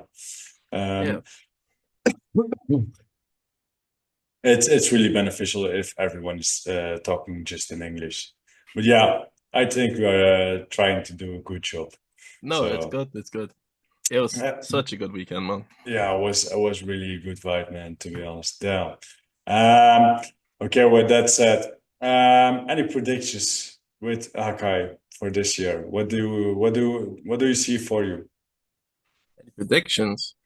Yeah, Um, I'm definitely gonna be stuck on Kappa for the rest of the season. I think you've got an insane rifle lineup. yeah, Like you got obviously TT Marshall, you, Robber, you got Dams, you got Sada. I'll stick to captain. You guys are good. And we still have Connor too. The Oh, thing is, I am so sorry, Connor. I will never forget. It's my team. I know the roster out of my head. That's just the I feel thing. horrible. But I'm sorry, bro. I'm sorry.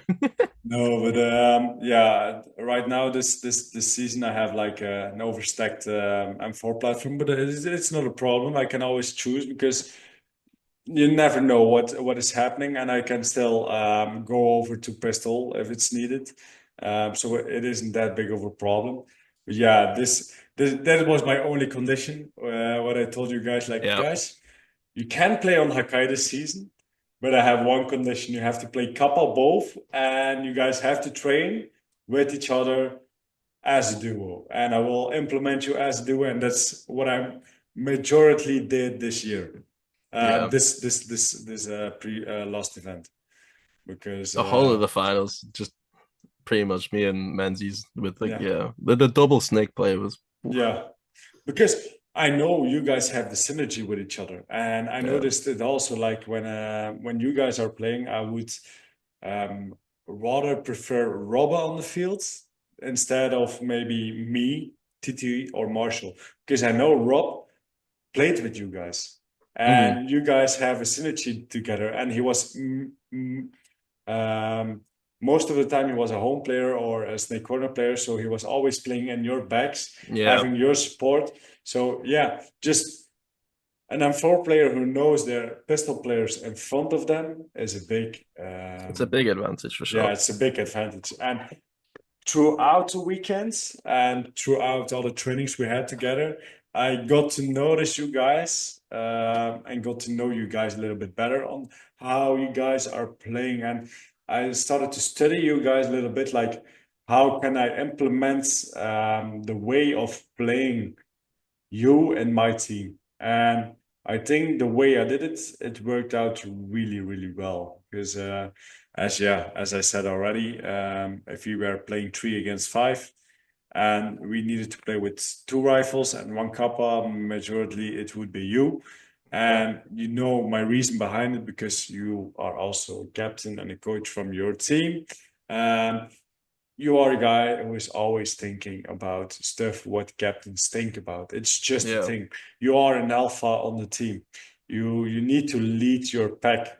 And yeah, actually, I want to dive a little bit deeper into that because on OB you are a big leader of the pack right yeah, now. With Hakai, you aren't a leader. You are just a player. How does yeah. it feel for you? I love my guys, but being a player is so nice. Yeah, I get to turn up, do what I'm told. Oh, it's beautiful. There's no stress at all. yeah, Well, you're right though. So when it came to us three playing like the penalty rounds, like it. Sorry, can't even speak. But like you were saying, the only thing I'm thinking about is like the rules and like how are we going to get the best result out of this situation? Like we would sit there, run the clock, and then because we're all three of us on the line, we've got that same mentality of like we're waiting for the. Sorry, I don't just want to that give out one comms. call. Just that one Just waiting call. for the calls. Like we Yeah, know what to do in these situations. We didn't drop anything as a three man. Like we played yeah. those rounds really well. No, But yeah, definitely. playing as just a player when I'm a captain is it's a nice change because you don't have the whole stress of Yeah, like trying to manage my roster, like trying to manage what starting five I've got. I don't have to. Obviously, I'm still thinking about like what's going on in the game and all this yeah, because you have to. But just not having to run things and just going back to just being told where to play, how to play, what is required from me is just it's like a nice I don't know. It's not like a breather, but it's not stressful, so it's yeah, more enjoyable. yeah, definitely. And to be honest, me as a coach, as a captain, I prefer to because back in the time when I didn't do Nations Cup, I was playing under Junkie, Elias, and Jan. Yeah, These 3 guys were the captains of Team Belgium. And yeah, just me being a player, getting told what to do, or it's so relaxing. It's not to say relaxing, but it's like you know what is getting. there's like less weight on your shoulders. Yeah, It's there's less weight. The only thing you need to do is execute yeah, and just do your do. job and do it well, and Yeah, that's it. yeah, and you don't have to think about okay. who is the best on that and that and that and that. You don't need to make tactical. Of course, once you Yeah, come off the field and you notice something important, but everyone needs to know, you still need to implement it in the team. But overall, just the feeling you, of being a player on the team and getting told what to do, oh, it's so you don't relaxing. have 11 people staring at you waiting for a Yeah, call. Like, yeah. and you're also still trying to play yourself at the same time. Mhm. Like, you got 11 people waiting, like staring at you in the pit, and you're there, like, you're just trying to get your breath back. And then they're all staring at you, like, I want to play, I want to play, I want to play. Yeah, And and even this weekend, it's like we had our table where we did all our Mac and refills and getting air and everything, and then we had always the open space yep, where required everyone to stand, and every time we get over there, everyone was silent, and on the whole weekend, the first thing I always asked was aqua. I need water. I need water because bro, I need to be hydrated because by talking on the field, talking to my guys, preparing the tactics, talking about everything, talking to different people throughout the weekend, my voice is broken. It's yep, broken. It yep. is insane. It takes Yeah, out of you, bro. but on the end of the road, like all my guys are standing there, are taking a sip of my water, and yeah, everyone is waiting on my call. And they asked me like, Mush, okay, what we gonna do? And then it was like, okay, Gio, talk to me. What did they do? Okay, next round, where are we starting? Are we playing offense, defense? Okay, offense, defense. We're playing against that team. If you are playing defense, most of the time we will play on that side. Okay, that side, I need to have this guy, this guy, this guy, this guy. And it mainly comes down on setting up the right pistols, to be honest. Um, of course, rifle players matters too, but from side to side, it matters to set up Yeah, the right pistol that players makes sense. Yeah, yeah, because the back players, if we have good back players who are communicating well, who are making the moves, who are doing their job, helping their front players, if you set up the right people in front of them, you will execute so easily. yeah. It's like the back players obviously are the core of the team, but I feel like the best way to explain it is like the forward players, the captain players, are the ones that open the field up Mhm. for the rest of the game. Like Yeah, you need to pick them right for what, like if you're attacking, defending, it always depends on the game situation as to yeah. what you want your front players to do. Like one of the specific things we noticed like last year on the old layout, we had like the ladder of the snake, a typical paintball snake, we're gonna say. Um, the biggest job for a snake corner player was their first job was to get their pistol player to a position safely Yeah, by watching the tape, just spraying in the tape, making sure he makes it to the 400, to the snake for yeah, pardon me, um, just make his position. And then you actually are released from the job. But still, on the end, you need to help him, give him the information, chat with him so you know what is happening, what he can see. And it is still on this layer too. Like on one moment, pistol players came up to me. I was playing the snake corner, and they told me like, "Hey, Musha, I need your help. I need yeah, your help to do something because the other guys were playing so aggressively. They need my backup to do something." And that's the biggest thing. Like, okay, your first attackers needs to explain what they need from you, yeah. so you can help them execute their job the best way possible. So yeah, it all comes down to pistol odds, just to setting up your first attackers on the right spot.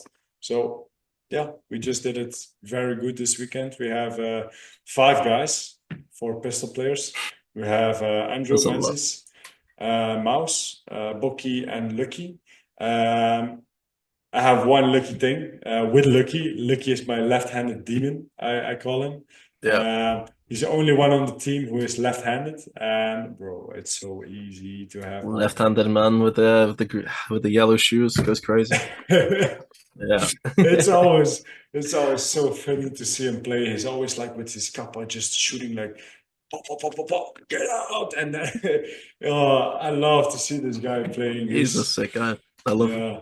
He is actually already playing for a longer time, but he didn't play that much already. Mm, But he's by playing globals, his eyes opened a lot, and he's really improving it big time. So yeah. When I first I seen him play, what's it called? Cut trick, bro. I think he's the one who impressed me in Menzies the most, like, because we hadn't seen most of Hakai play until that day. We seen Lucas playing, and we were like, yo, this guy is fucking sick. He's a yeah. baller, bro. Yeah. And the thing is just you can just see um, who Hakai players are. It's and especially with M4 players because it was funny to hear this weekend. Adi was saying on the commentary like when I was playing no Marshall and Yessi from Second to None right now we're playing against each other and Coco and Adi Yeah, I were know talking exactly. about Yeah. like they have the similar playing style and things like this and I told it directly to Marshall like yeah where did they learn this from it's like the typical The if you Hakai see play if you style. Yeah. yeah if you see them four player if you see a back player of Hakai we all play kind of the same and At it is 1v1, they're both shooting each other from the hip. Just yeah yeah, I it's remember that exact clip. Coco's like, bro, they look so similar. And it's yeah like, it's yeah, so bro, both play funny for that guy. Yeah, yeah. yeah guess where he learned it from it's as easy as that yeah Yeah, yeah no that's crazy. um with that said Andrew I want to ask you one last thing and then we're going over to some questions of the listeners Yeah, by joining Hakai for the Pro Series this year as a guest, Miro Menzies. What are your thoughts about the team and about how the organization, the whole team is run? Because it's always nice to know. yeah. So I think the first thing that me and Menzies noticed that we said to each other when we like went back to the house after the first training, we just looked at each other and goes, bro, Musha can run a session. Like that guy, he knows how to control people. Like I've run sessions, but I'm not very like after seeing yours, like I'm not very good at it. Like you're really good at controlling people, as in like making sure that the session goes well. You get the most out of the time. You get people out there doing like you got like like you have a slot and you make sure that those hours are being used right. So I don't know. I feel like your sessions are really productive. You don't go into them without a plan. Like you know what you're doing, and it's a good thing to see. Like there was always a structure behind any of the trainings that you've done, or even in the tournament. There's always like a Yeah, thought process behind it. So it was it's good to see from like because obviously I've run OB, and it's great to see that like your organization is up there as well. Whereas yeah, like I've played for some other teams before where I thought like, what the fuck is this guy doing? And they're like, bro, how the fuck does this team function? But with you, I was there like, yeah, no wonder these guys are like at the top. You know how to tell people what to do. So it's that's why I was so like talking about how like relaxing it is because you had it all under control. I know as a captain that like you are also a great captain, so it was great just to be there. Like, yep, this guy's got everything handled. That's fine. I'm here. I'll yeah. shoot. Just tell me where to go. But yeah, yeah, I have to say, Andrew, thanks for the kind words, man. I'm gonna say one thing. The biggest thing I learned, and I learned this actually on school. I studied for how do you say it? Ph- Physics. No, just a sport teacher. I'm gonna say. Yeah, I was actually going to university, but I didn't finish it. Um, but I learned a lot about how to control a group of children, of athletes, and I learned actually all the basics. And as you know, I have a loud voice, and I use it yeah, also in trainings. And the thing is, in my opinion, we can make fun. We can just make fun, make jokes, shit talk, and all yeah, that shit. But once we are on the field, once we are doing a training session, once we are talking about real shit, people need to look in and listen. And there's where everyone needs to be on the same level. And I know all the guys from Hakai rely on me and trust me and what I'm doing. And one of the things I also implemented in my complete structure of leading a team is to listen to my players. What I always tell my players is just if you come off the field, it's very simple. I need you guys You need input the and feedback. yeah, the Yeah. feedback about how the game went. If something worked, something didn't work. Like I can even remember like a situation where I sent Menzies to a position where he really needed to go to, and we played together, and I saw him getting off break, and I told him directly all after the game, like Menzies, where did you get shot from? Or even with you, or even with any other couple player. I asked them like, where did you get shot from? And they directly told me like, okay, Musha, the lane is there. I can't get there. Okay, we need to do something else. Okay, no problem. Let me think. Okay, go there. The lane is not there. You can take over the control right there. And if everyone knows lanes, if everyone knows what's happening on the field, where you have lanes, where you can be very freely and where you need to be very careful, yeah, then you can make Yeah. such good, yeah, tactics and layups to start the game. So Yeah. yeah, The way I explained it to my guys, also for OB, and also some of the GB stuff, is I'm only one person. I can't see what no, definitely, each of you five people have a different position. I don't know what's going on in your situation, so I can guide you and tell you like where I think you guys should be, but I don't know what's actually happening to you. I don't know why you're dying this early. I don't know why what you can see. Talk to me. And the way I tell you as well, you got 10, 15 minutes in a game.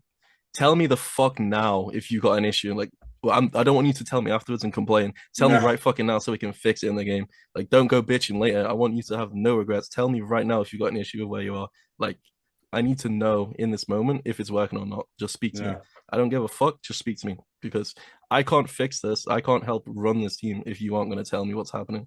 yeah. So we need all the feedback possible. Yeah, and this is definitely a good thing you just told me. Like sometimes you have people who are doing things and running through lanes over and over and over again, and then after the game they're gonna start complaining like, Yep. yeah, and I got shot off break so many times. Yeah, okay, why did you get? First of all, why did you get shot? Second of all, why didn't you change anything? And third of all, why didn't you tell your fucking captain about it? Yeah. Why They'll just are you in the first place complaining? Yeah, I've seen it before where like they'll just happily die like 5, 10 rounds in a row. Like, just why? And then you're gonna Yeah, complain saying that like I told you to go there. Like it doesn't make any sense. Like you just talk to me. We can fix it. Like yeah, and it's that just makes you a better player. Like I noticed one specific situation against DSD. We are playing three guys, I think, and it was me, Marshall, Titi, and yeah, playing with three guys against five, you need to have the dominance. You need to keep alive. It's as simple as that. You can't just play on a bunker, stay alive, and just hold your lanes. No, you still need to have the pressure. Give them the pressure. yeah, So I noticed the first game I could easily just jump up on the snake corner and shoot over the whole field. yeah, But then Dave, the boss, noticed it, and I did it again, and he straight got me off break. And then I noticed, okay, it worked once, not twice. I need to do something else. And then is when I started thinking, okay, I need to do something else. I'm going to change this, and this. yeah, But these are things you need to do on short amount of time yeah, to make sure you win the game. And it will come with time, but you need to make sure you adjust where needed and don't complain afterwards. yeah. Adjust it when you can. As simple as that. So yeah. Yeah, that's the main thing. You don't want to finish the game, lose, and sit there in hindsight and be like, oh, I could have changed this. I could have done this. Like, Yeah. you need to fix, you've got 10, 15 minutes in a game. Like, fix Yeah. it in that time. And you told even you said it already like you are all whole on your own. You have 11 other players who are playing. You have 10 to 15 minutes to play. You can't see it all. And let me just say, for example, in the beginning of the break, you don't see any lane going to the D side. And you say like, okay, you run to this bunker. but every time again he's running through a line, but you never saw this line. But he's still doing it. But if he doesn't tell you, okay, yo, Mushe, the lane is there, I can't get through it. Yeah, okay, no problem. We're gonna figure something else out. But these are things we need to hear to adjust our play style and to adjust Yeah. our way of playing to make sure we win the game. So yeah. Oh, damn. Which Sorry, is my man. I'm you're, still tired from the you're whole good. You're weekend. good. It's late for you, right? Yeah, But, fuck. but no, that's one other thing. It's you don't go 8-0 without everyone working like an actual machine, like as an Yeah, actual team. I think if anyone had an issue, they told you pretty quick. yeah. Like it's like those one round, I think in the semis where I think you said to me and Will to go to like these two bunkers, and we were like, no, no, we got this. And you're okay, I trust you guys. Okay. Yeah, And it was you, and you told me that's the thing. Like you told me with like a lot of confidence, like, "Hey, yo, Mushe, no, we are doing good job. We got this." And I told you, "Okay, guys, do your thing. We will cover you. We are in the back. If you need us, tell us." we slapped Like, that round as well. We yeah, but that's the thing. You need to have the confidence and you need to talk about it. And I think there's where when I was behind you and we were playing against three guys, I think. Uh, I want you to place on the bunker I played afterwards, but you guys did your job and I went to that bunker. And you guys were already on the 50. We had a kill tree and we had two left in the both corners. And you were trying to make a push up to the field. I was holding my lane to the snake corner. And I was asking you, like, Andrew, there's still one in the snake corner. Like, this guy was holding me down to make maybe a push because I wouldn't risk it. yeah, And you just easily killed the D corner and then the whiskey, and I saw it, and yeah, the call came, and I just went for it and flagging easy. it's But like these are yes, these are things that need to happen and need to happen quickly. So yeah, yeah, sometimes you need to have confidence in yourself, and you need to show the confidence. Like one of the things I told, it was one of the times Jinky came to the Speech of Fridays in Kortrijk.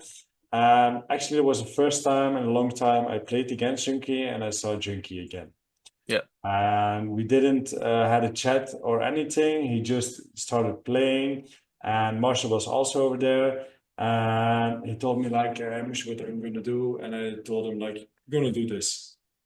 And he told me like, "Yo, Musha, Junkie's there. He's gonna get me." I said to him like, "No, show him you are better. Show him you are convinced you're gonna kill him." Yeah. And he did it. That's the thing. It doesn't matter who is in front of you. And I know like Junkie's shot is clean. He It's has a crisp, bro. good he's one of the best, still is. But if you're standing um, against him, don't fucking be scared from Yeah, don't let the name nobody. get to you. Yeah, No, to nobody. If you stand against someone, and it doesn't matter who it is, you're gonna say to yourself, "I'm gonna kill this guy." bro. And this is one of the things I told Titi, and Titi told me afterwards in the 1v1 what gave him like a big boost. I told him like, Titi, and he needed to play Sonny, and of course we know Sonny is a very good 1v1 player. Yeah, Um, and I told him like, Titi, come on, you are way better than him. You have a straighter line. You have a fire a rate of fire. You have a crispy trigger, man. You are fast as fuck. You got this. You have him easily. And he believed my words. And he believed in himself and he showed it. And that's the thing. yeah. Sometimes we need that little boost. A little boost of confidence. Yeah. Yeah, just to show it. And for some people, and for me, and you will notice too, like for OB, people like us don't have that talk for us because we are No. getting the talks. But yeah, these are things what makes us stronger than the rest. We need to make sure we believe in ourselves because if we don't believe in ourselves, we will not get our team to the win. That's where the monkey noises come from. It's just to Yeah, give myself a bit of energy. That's yeah, but definitely. Yeah. And I think yours comes from the shit talking. So every I think every captain's got their thing. Yeah. oh, well, it's so funny, man. I remember like the semifinals, everyone was talking to me like, yo, hey, Musha, calm down. Don't let them get into your head. I was like, guys, I'm calm good, down.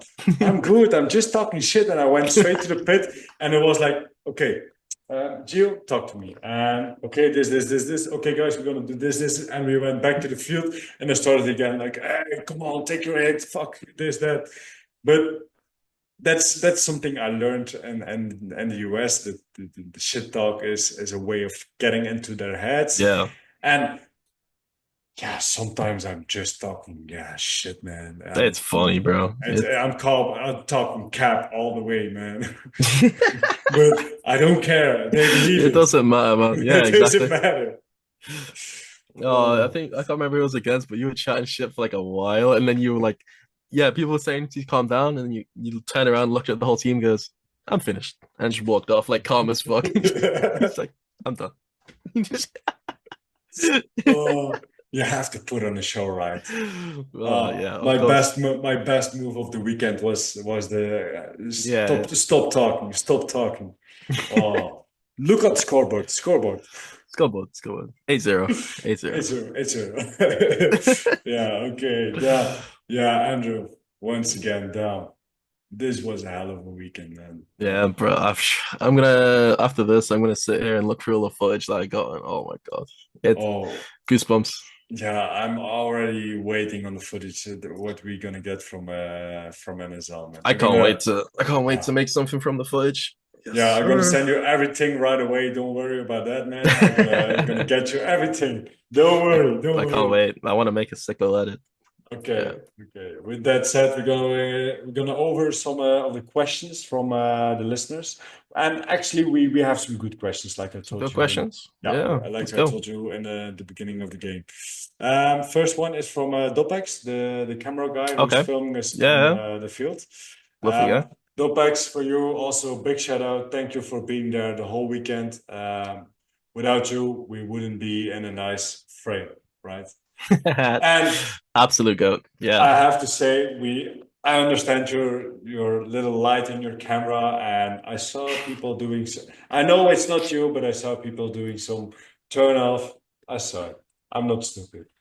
Yeah, it's not up to Uh, him, is it? It's someone else that it's gets to someone pick. else. Yeah, Okay, but Dobax asked like, how did it feel after you won Sunday, and did you celebrate? oh, bro. It was so obviously it was a shootout. Um when we did a shootout for Challenger series, it was like 2 points clear, like a best of three. So when Marshall won his 1v1 and got 1 point, and then Fives announced that he won, I was still there like thinking, oh shit, Mush is next. I didn't realize that we won, and then I looked out onto the field and the whole team's running out, and I was like, yo, what the fuck? And I just ran in like, let's go. Bro, it was so crazy. It was so surreal. Like, I don't even know how like that feeling. Was crazy Like feeling. you're not gonna get that feeling unless you win. So, bro, Yeah. mate, that is it's a crazy feeling. Um, but you know what? We haven't actually properly celebrated though. No. So we packed up, and then me and Menzies obviously had to go straight to the ferry. So we haven't had a Yeah, chance to celebrate, but was one of the saddest things, but yeah, on the end we had um, everyone had like work or things to everyone go had to. work. Yeah, I had to do safety meeting. yeah, of course. Yeah. Yeah, on The the end, safety meeting picture with the medal is crazy. yeah. But No, but yeah, that that's the thing. Oh, we won, but we still need to get back to real life. Maybe for next time we can figure something out to yeah just be one day longer, so we can maybe show you guys around. yeah, And it it'll be even nice. doesn't matter if we win or we don't. We can still have a blast together. So that's the main thing of all, right? Yeah, of So course. But yeah, overall, crazy feeling. Like we thought Challenger 2 winning was like a crazy feeling. This one was different, man.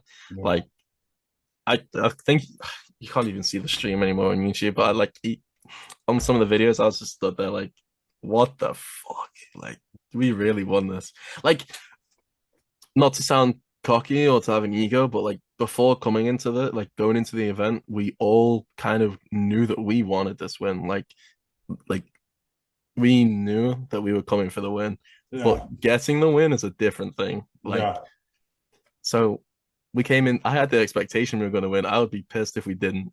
But actually getting the win, it's not real, man. yeah. It's a different Believing, feeling. believing in it, having the feeling a whole week of thinking about having a win and then actually winning it is crazy. Yeah, man. And yeah, you will only know once you win once. And Yeah. So unfortunately first, for everyone else, no one else is going to get that feeling because I mean, Hakai's taken all of them. So let's hope so. Let's go back to the grind mode, man. Let's go back yes, to the grind sir. mode. I need to look at some more flights to come back over and train. Okay, next one is from Furian Da. I don't know if I'm pronouncing it right. Um, who is the hardest, most consistent sorry, individual opponent to come up against? That's a that's a good question. Yeah, Hardest individual opponent to come against. Ah, I feel like it's a hard question because obviously you play a lot of teams and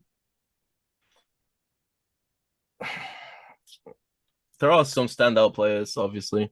Um, so I guess some mentions would be so like playing Saviors in the finals. Me and Menzies were like looking at like Saviors, being like, "Yo, we have to play against Gray. What the fuck?"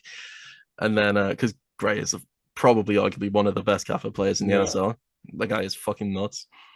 Um, and then obviously you got all the right, bro. There's so many good players in the NSL. It's hard to pick from, but I think it goes without saying playing against Didi.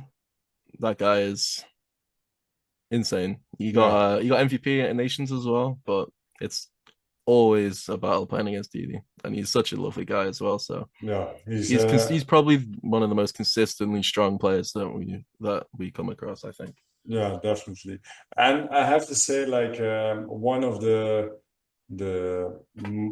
hardest guys I found playing against on Sunday, and we talked about it also, is Augustin from Yeah, Second to None, very true, very true. because this guy was fast into the snake. Bro, It was insane. we were having So 1v1s almost every round. I was loving it. yeah, yeah, it Yeah, was crazy, man. It was really putting up a show for putting up a fight for our pistols and to yeah. the snake, man. Yeah. It Okay. was fun to play against Augustin. Yeah, definitely. Yeah, It was difficult to get him out right, to be honest, I because he got the was hang of so it. fast. I'm not gonna tell him, but I got the hang of it. There's a few. I didn't even have to trade sometimes. I just won the fight. Oh, Oh, damn. Oof. yeah, Shit. that was fun. Maybe you're just too good, right? I mean, maybe I need to never play rifle again. Maybe Kappa's my. Yeah, I'm joking. I'm joking. No, he's insane. He's good. Okay, next one is from Bert Verstringen, one of the pit crew guys from Team Belgium last year. How was the experience for you to play on another team going to win it all without losing? Yeah, like we just said before, it's not real. Like it's see for me, it's a weird one because obviously when you play with your own team, it's like a home. They're all your boys, and winning it is like winning it with everyone that you know is it's a really insane feeling. No. But with Hakai, like it felt pretty similar. Like by we've been speaking for like obviously I only met some of the guys the week before, but the majority, like we got Mel's, Connor, Rob, and obviously everyone else we already knew. And over the 2 weeks that we were playing together, I got to know everyone. And we were speaking to everyone by the end of the event. So it just felt like the same feeling. Like No. because we were getting on, we were having a laugh the whole week. It was the vibes are great. And then to win together, bro, it was like the same thing. It felt like home. It was Yeah. great. And one of the things I can say is what I noticed when I played on when I guested on USA teams. Um, is your you adding to the team as a guest is It's a different feeling. It's good. yeah, it's worth it. Like you feel accomplished. Like Yeah. you achieving the gold. I didn't achieve the gold with my USA team, but I helped them achieving the silver and the third spot. It really shows yourself like, okay, I was a part of the team. I helped them. Like I was worth Yeah. adding on the team. So it's more like a personal It's a development. personal Yeah, like satisfaction. yeah, Yeah. satisfaction. Yeah, Yeah. That's yeah. Like I didn't feel useless coming out of that win. It yeah. felt like I did my part. Like especially like the last two games, I felt like I did my job. Yeah, definitely you did your job, man. Thank you. Okay, next one is from Specialicious, is Okay. the big Yeah. ref Big on big the ref. film. Yep. Yeah. Yep. What would be a good change for the referees and will be beneficial for the players and the sport? Ooh, that's a good question. That's a very good question. Yeah, so I'm gonna start off by saying refing is not an easy job. So for anyone complaining about the refs, go do it yourself because that job is hard as fuck. You're also there all day wearing multiple layers. That is a horrible job. So before you give them shit, try it. Um, and also to mention, thank you so much for the pro weekend. You guys did an amazing job. Yeah, I think they were with 11 guys.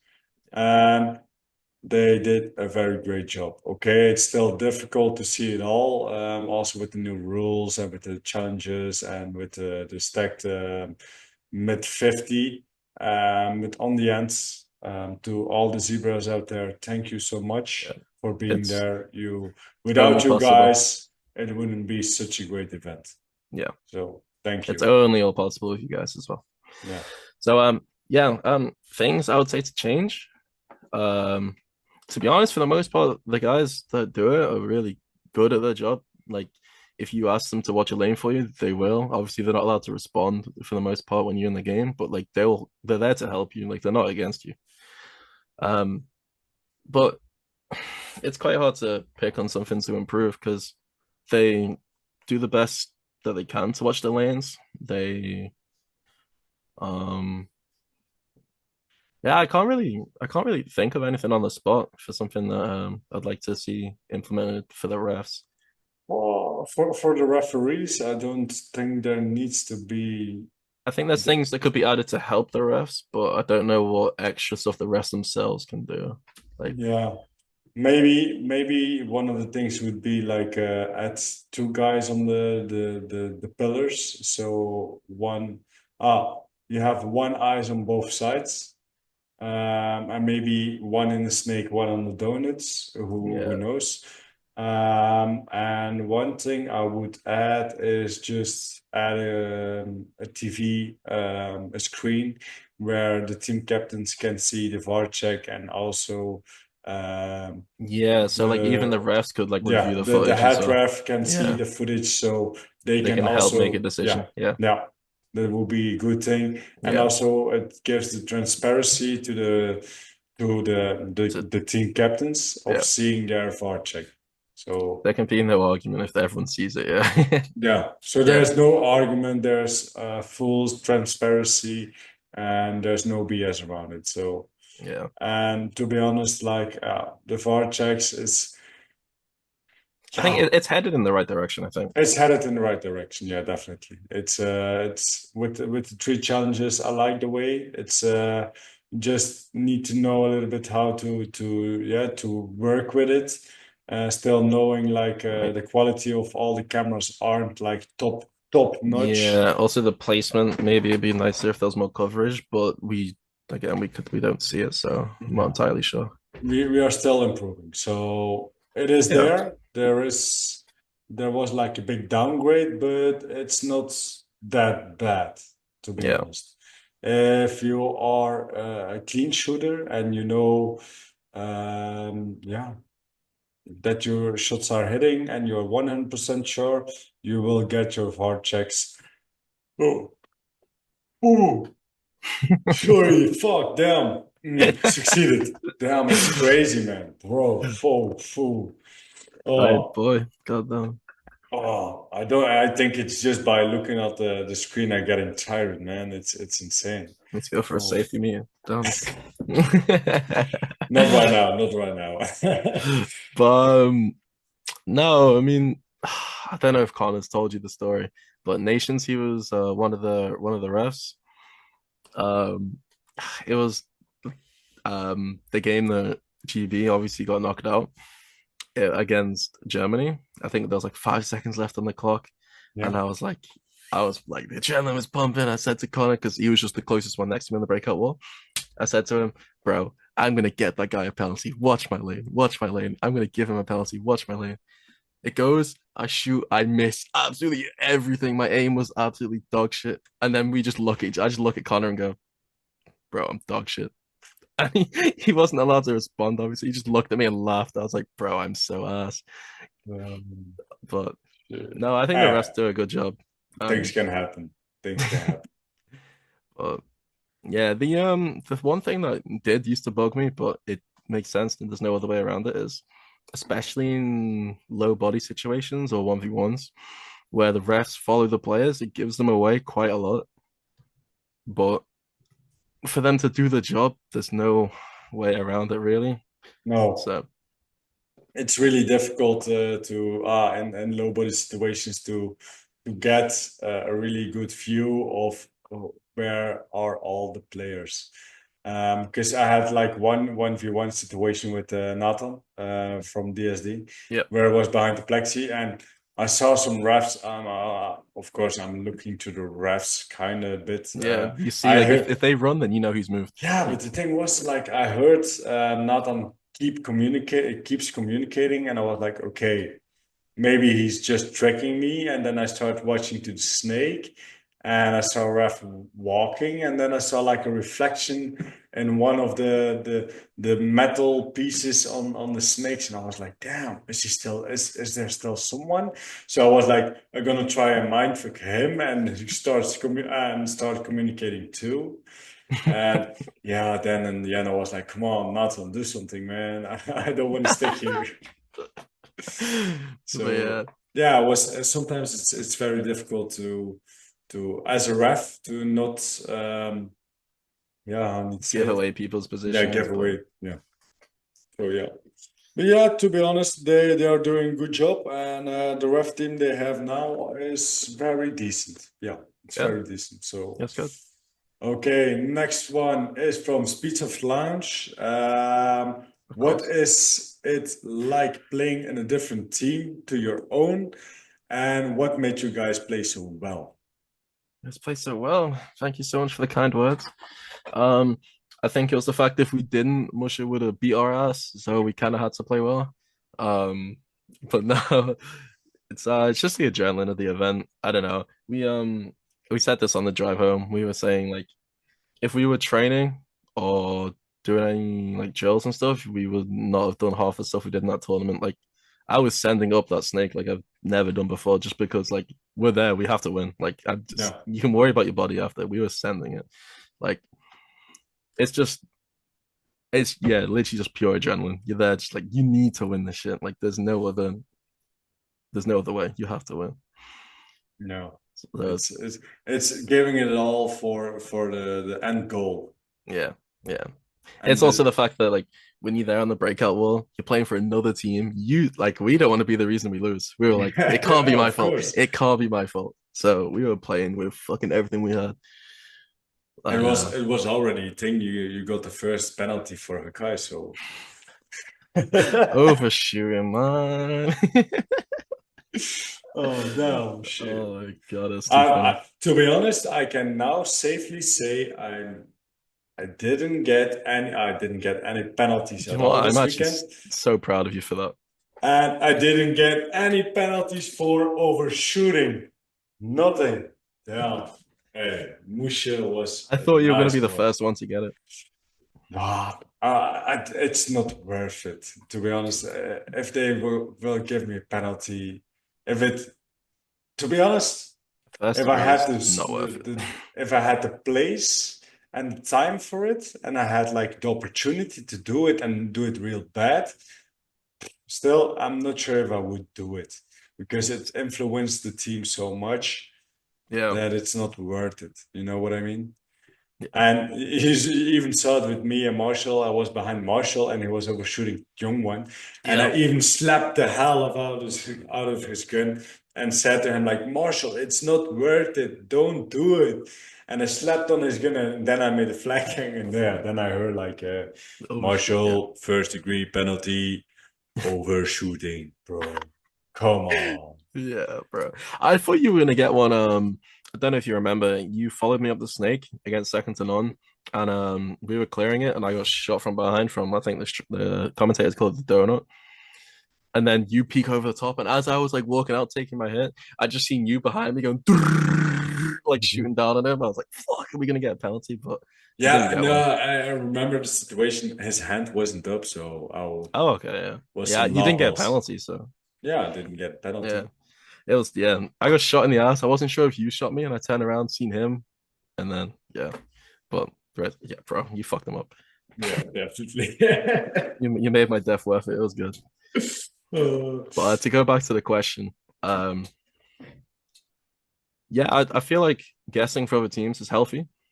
Like, because I mean, there's going to be events that sometimes your team doesn't go to. So playing as much as you can is always going to be good for you personally to get better. So if you ever get a chance to play for any other team or whichever, it's just a great experience. So yeah, always go ahead and do it. Yeah, man. yeah, definitely. It's a very good thing to guest on teams, and you will get to know their way of playing, and then you can implement it in your own way of playing. And that's something I learned in part of me in USA by shit talking, by Yeah. doing the small motivation things before a game, having the team together, yeah, all things like this. Yeah. But You pick up a lot of things. it helps. You will definitely see that it helps. So okay, next one is from Rush Olix. How does it feel being a champ? Yeah, I'm used to it. Oh, I'm damn. joking. I'm joking. I'm joking. I'm joking. Oh, I got the challenger one here as well, but obviously the pro one takes priority. No, I'm only joking. Um, I think we're champ for the first series. The job's not finished, so no. not fully settled yet. So it's an amazing feeling, but it's not done. So It's the beginning of the the beginning. iceberg. Yeah, So yeah, there's still a lot more to conquer. yeah, for sure, So for sure. let's see. Okay, then we have another one from Rush Olix. If you could give any tips or advice for fellow UK players on the best way to progress. Um, okay, yeah. So one of the main things I notice in the UK, which is one thing I gave compliments to Mushra about, is the training sessions. So many UK teams waste so much time in training sessions. Like your session will start at 11, and let's say it ends at 3 for just this point, just to say this. In the UK, you won't start training until like 12 o'clock. You've lost an hour already. And then you'll go take a break for half an hour inside that session that you have. You've lost that time again. You're only training for 2 hours. Like this happens all the time in the UK. People Yeah. don't actually take the full advantage of the training session. Like work hard in this session. You can break before and after. Like when you're there, do the work. And then also in your sessions, do things productive. The amount of teams in the UK that will say, "Oh, we're training," and you run points for like 5 hours. Like you're not doing Yeah. anything. You're not learning anything. You're just running No, points. Like you're not actually being productive. We as OB, we spent a whole year doing sessions from 10 until like 5 o'clock. So how long is that? Like 7 hour sessions. 5 of those hours we done drills, and then for like the last, well, we had like an hour break in between. So we had like 5 hours doing drills and then an hour of points, and we did that for like a year straight every week. And that's kind of why we're where we're at now. We didn't fuck around in training sessions for a whole year, and that's why we went from being dog shit with Wales to being on GB 2 years in a row. and I think a big thing that influenced the training sessions was maybe the um, the how do I say it? the introduction to paintball, Yeah, because there you saw how they roll, how they train, it's always how drills. That's what brought us yeah. into. Yeah, yeah. So and Just I'm gonna say one thing, it's not only in the UK people are doing this, it's also in Europe itself. People think like, okay, we are training and they are only running points, or yeah, then maybe teams will do before tournaments doing slide training or doing snapshots. Bro, this is not something you need to do right before a tournament.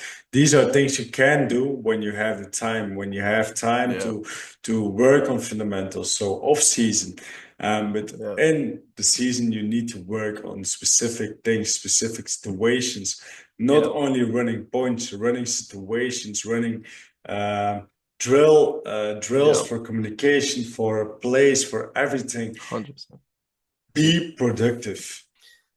Yeah, leading up to like NSL events, that's why we do flag situations, we do penalty situations, we do like each situation you can think of. Like I'll give two people it'll be like a 2v5 and I'm saying run this drill until the two man oh sorry until like the five man get a hang every single round. I want if you're not hanging against two people, what the fuck are you doing? Like you need to Yeah. run situations. Yeah, I had so I just gonna spill it right now. I had like one training with Team Belgium last year where we were running breakout drills. It's a funny drill for M4s. It's not that of a funny drill for pistol players because pistol players will be under pressure for a good time. What means majority of the time they will be get shot. But the main thing of the whole drill is you know the lane is there. Make yourself a way to get there, and that's what is the productive thing about the whole drill. It's not you getting shot. No, it's you um, paving a path to make it to your spot, and Yeah. you need to seek it yourself. We can't help you. You know the lane is there, make it. Do it late break, do it off break, do it with a Just slide, do make it, it. Yeah. make it, make it. Yeah. And some people will say, like, yeah, what's the point of the drill? I get shot every time. If you say that, that means you don't understand That the means you point. are the issue. Yeah. But that means they don't understand the point of the whole drill. Yeah. And it means, yeah, they are not willing to improve. It's like, yeah, the only thing I get shot every time. Yeah, go change your diaper or something. Go. Actually, give it the excuse or something else because I don't want to hear them. I Yeah. don't care, man. I don't give a Make fuck, a bro. make a path, man. Yeah, man. So yeah, Yeah. people need to be productive in training sessions. Basically, make sure your training sessions are productive. And it doesn't honestly, it doesn't matter how many fucking points you run. If you're doing the same shit, you're not going anywhere. So Yep. make your sessions productive. And one of the biggest things for new players, play against better players, otherwise you will Yes. never get better. Yeah. If you see a McSwain, if you see Andrew, if you see Menzies, if you see anyone from Legion or OB, play against them instead of with them. It's nice to play with them because then you can say like, yeah, I won a Yeah, I point and want to this and play. that. But if you win a point against them, you can say like, I beat the shit out of them. So what's the best thing you can say? Win Exactly. against the better.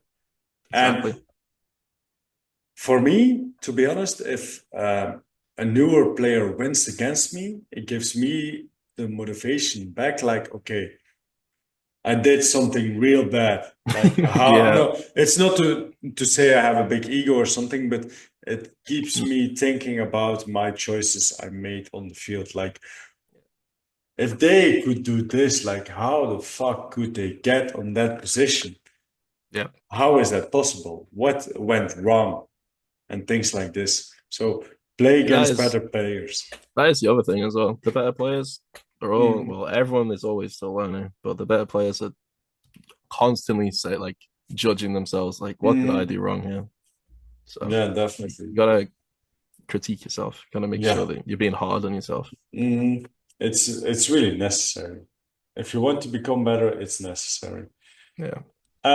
Okay, next one is from our guy Menzies. He Oh god. says, Oh god. "Stinky guest, get rid of him." Okay. Goodbye. Yeah, Menzies William, such a good guy. Oh. I mean, I don't know about that, but I'm joking. Yeah. It was so funny. At one moment, we were doing the talking in our locker, and I was asking everyone like where they were, and Menzies was most of the time he was left of me, and I called like Menzies, and I looked left of me. I only saw you, and I didn't saw Menzies, but he was in the locker room, but I didn't saw him. I was like, Menzies, where are you? And he said like, oh, I'm here. I said like, Menzies, come here, otherwise I don't see you. Yeah, he I was on the was wrong side of the table. He I was in the wrong was spot. so used to Menzies standing next to me. I was like, damn, where's Menzies right now? Shit, this guy. Oh. He's a goofy Okay, guy, but yeah, yeah, man. La two last questions. The last question, the second to last question is from Gripped UK. Which patch would you like to see next? Ooh, ooh, that's a good question. He's got some nice ones out at the moment, right? Let me check real quick. But I'm always gonna be a fan of since the OB stuff, always a fan of purple patches. Which I'm not sure if he's done yet, but yeah. So he's got the green and the red. Yeah, I feel like a nice little purple patch Oh, could be yeah, nice, like a could be. little. Yeah, you already got a green one for Hakai. I think we need a purple one. Yeah, and it's the best one. It's a safety meeting agreement. Yeah, it's a safety meeting. Yeah, you already got your patch. Yeah, man.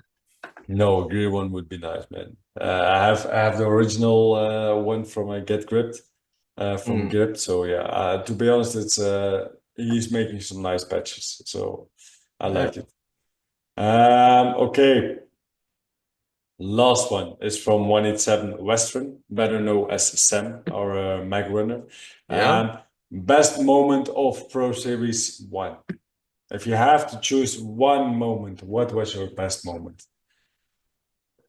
And let me say it like this. Don't take us winning it, take another situation. Yeah, I Like, was gonna say, I feel like that's obvious. Like, yeah. yeah. Um, First of all, shout out Sam Weston. I didn't speak to him until this weekend properly. We spent the whole 6 hour break together, so he's a lovely guy. So Yeah, he's, shout out he's him. a very good guy. He's a nice guy.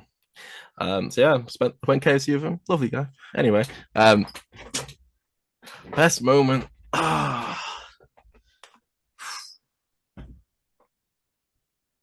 it's so many hard moments because we done a lot. There was a lot of like close games that I can still think. You know, when you can like picture in your head like as if you were still there. There was the one playing against second to none where I like headshot four of them on my own from Snake. I one balled Rem. You can hear it on the stream just clack against his mask. It's quite satisfying. Um, I'm trying to think of a moment because you know what? I think it's the getting the zone three against Saviors. I feel like Yeah, that was quite a big moment. that was quite a big. That was literally saved by the bell. Yeah, I think that would be my top moment. Just imagine 1 second too late, and we maybe got just a second zone two.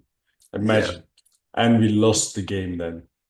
I would So yeah. I would hate myself forever if that happened. Yeah. But yeah, right. Luckily, it didn't happen. Luckily, it didn't happen. Yeah. Yeah, yeah, that was, oh, bro, that was a hell That of was a a moment. lot of moments though. It's like the defending against Gray when he was stood on our side in the zone three when I had to beat him or he got a hang. There was Mm, also that one. That was quite a tense yeah, moment. that was the sketchy moment. They could get the flagging so If I easily. lost that 1v1 against him, he would Yeah, have got the hang. you Yeah. played it very well. Yeah. So yeah, no Thank you, man. man. But yeah, no, I think it's the zone three for me, for sure.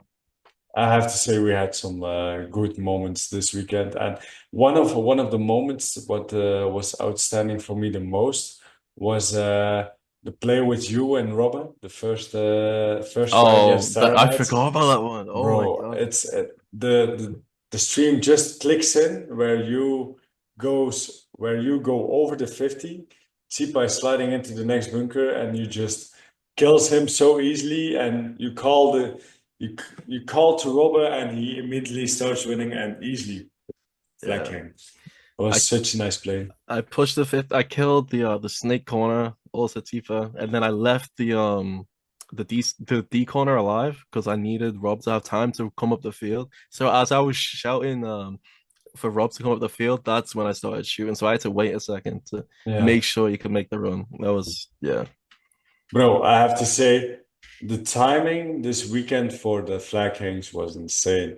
And Yeah. for Rob, it was very nice. For me, I was on point with my timing this weekend. And Yeah. on one moment, me and Marshall tried to switch it. So Marshall was running the flag and I was sacrificing myself. But there we struggled a little bit. And then me and Marshall decided, like, just give me Ah, the fuck it. flag. Yeah, go back. Yeah. Just give me the flag. And Marshall said, like, I will just sacrifice myself. Just do your thing, and we will see what happens. And bro, to be honest, oh, I It think worked. I Yeah. think when me and Marshall did like the flag hang against second to none, I think we were playing with three guys against five, and we clutched it with a flag hang. Remy was the last guy. The flag was on the home. Me and Marshall were on the two Doritos on the plexi side, almost to the 50. And we saw the last one, and I run back completely to the home, takes the flag, come back. And yeah, Yeah, I remember that. Yeah. that That's was fucking such crazy. a play, man. That When was you such a play. the comms were on point for that one. You both Yeah, like shouted for the flag and then realized you didn't have the flag, so you had to work your way back. Yeah, that was crazy. just, and the fact that we didn't kill him, so we had the tie Yeah, yeah. was, yeah. And we knew exactly where he was, so That's where oh, the kill count's important. that was such a flagging. That was And we yeah. have a lot of moments There's way from too the many to pick from. yeah, Yeah, yeah, definitely. Okay. Hey, Andrew, with that said, I want you to plug your Instagram accounts and from OB where people can keep up with you. Um, yeah, yeah. so plug it right Um, now, man. so for the socials, it's UK.OB Andrew. Um, I also run the OB official page along with Menzies and Reese, which is UK.OB official.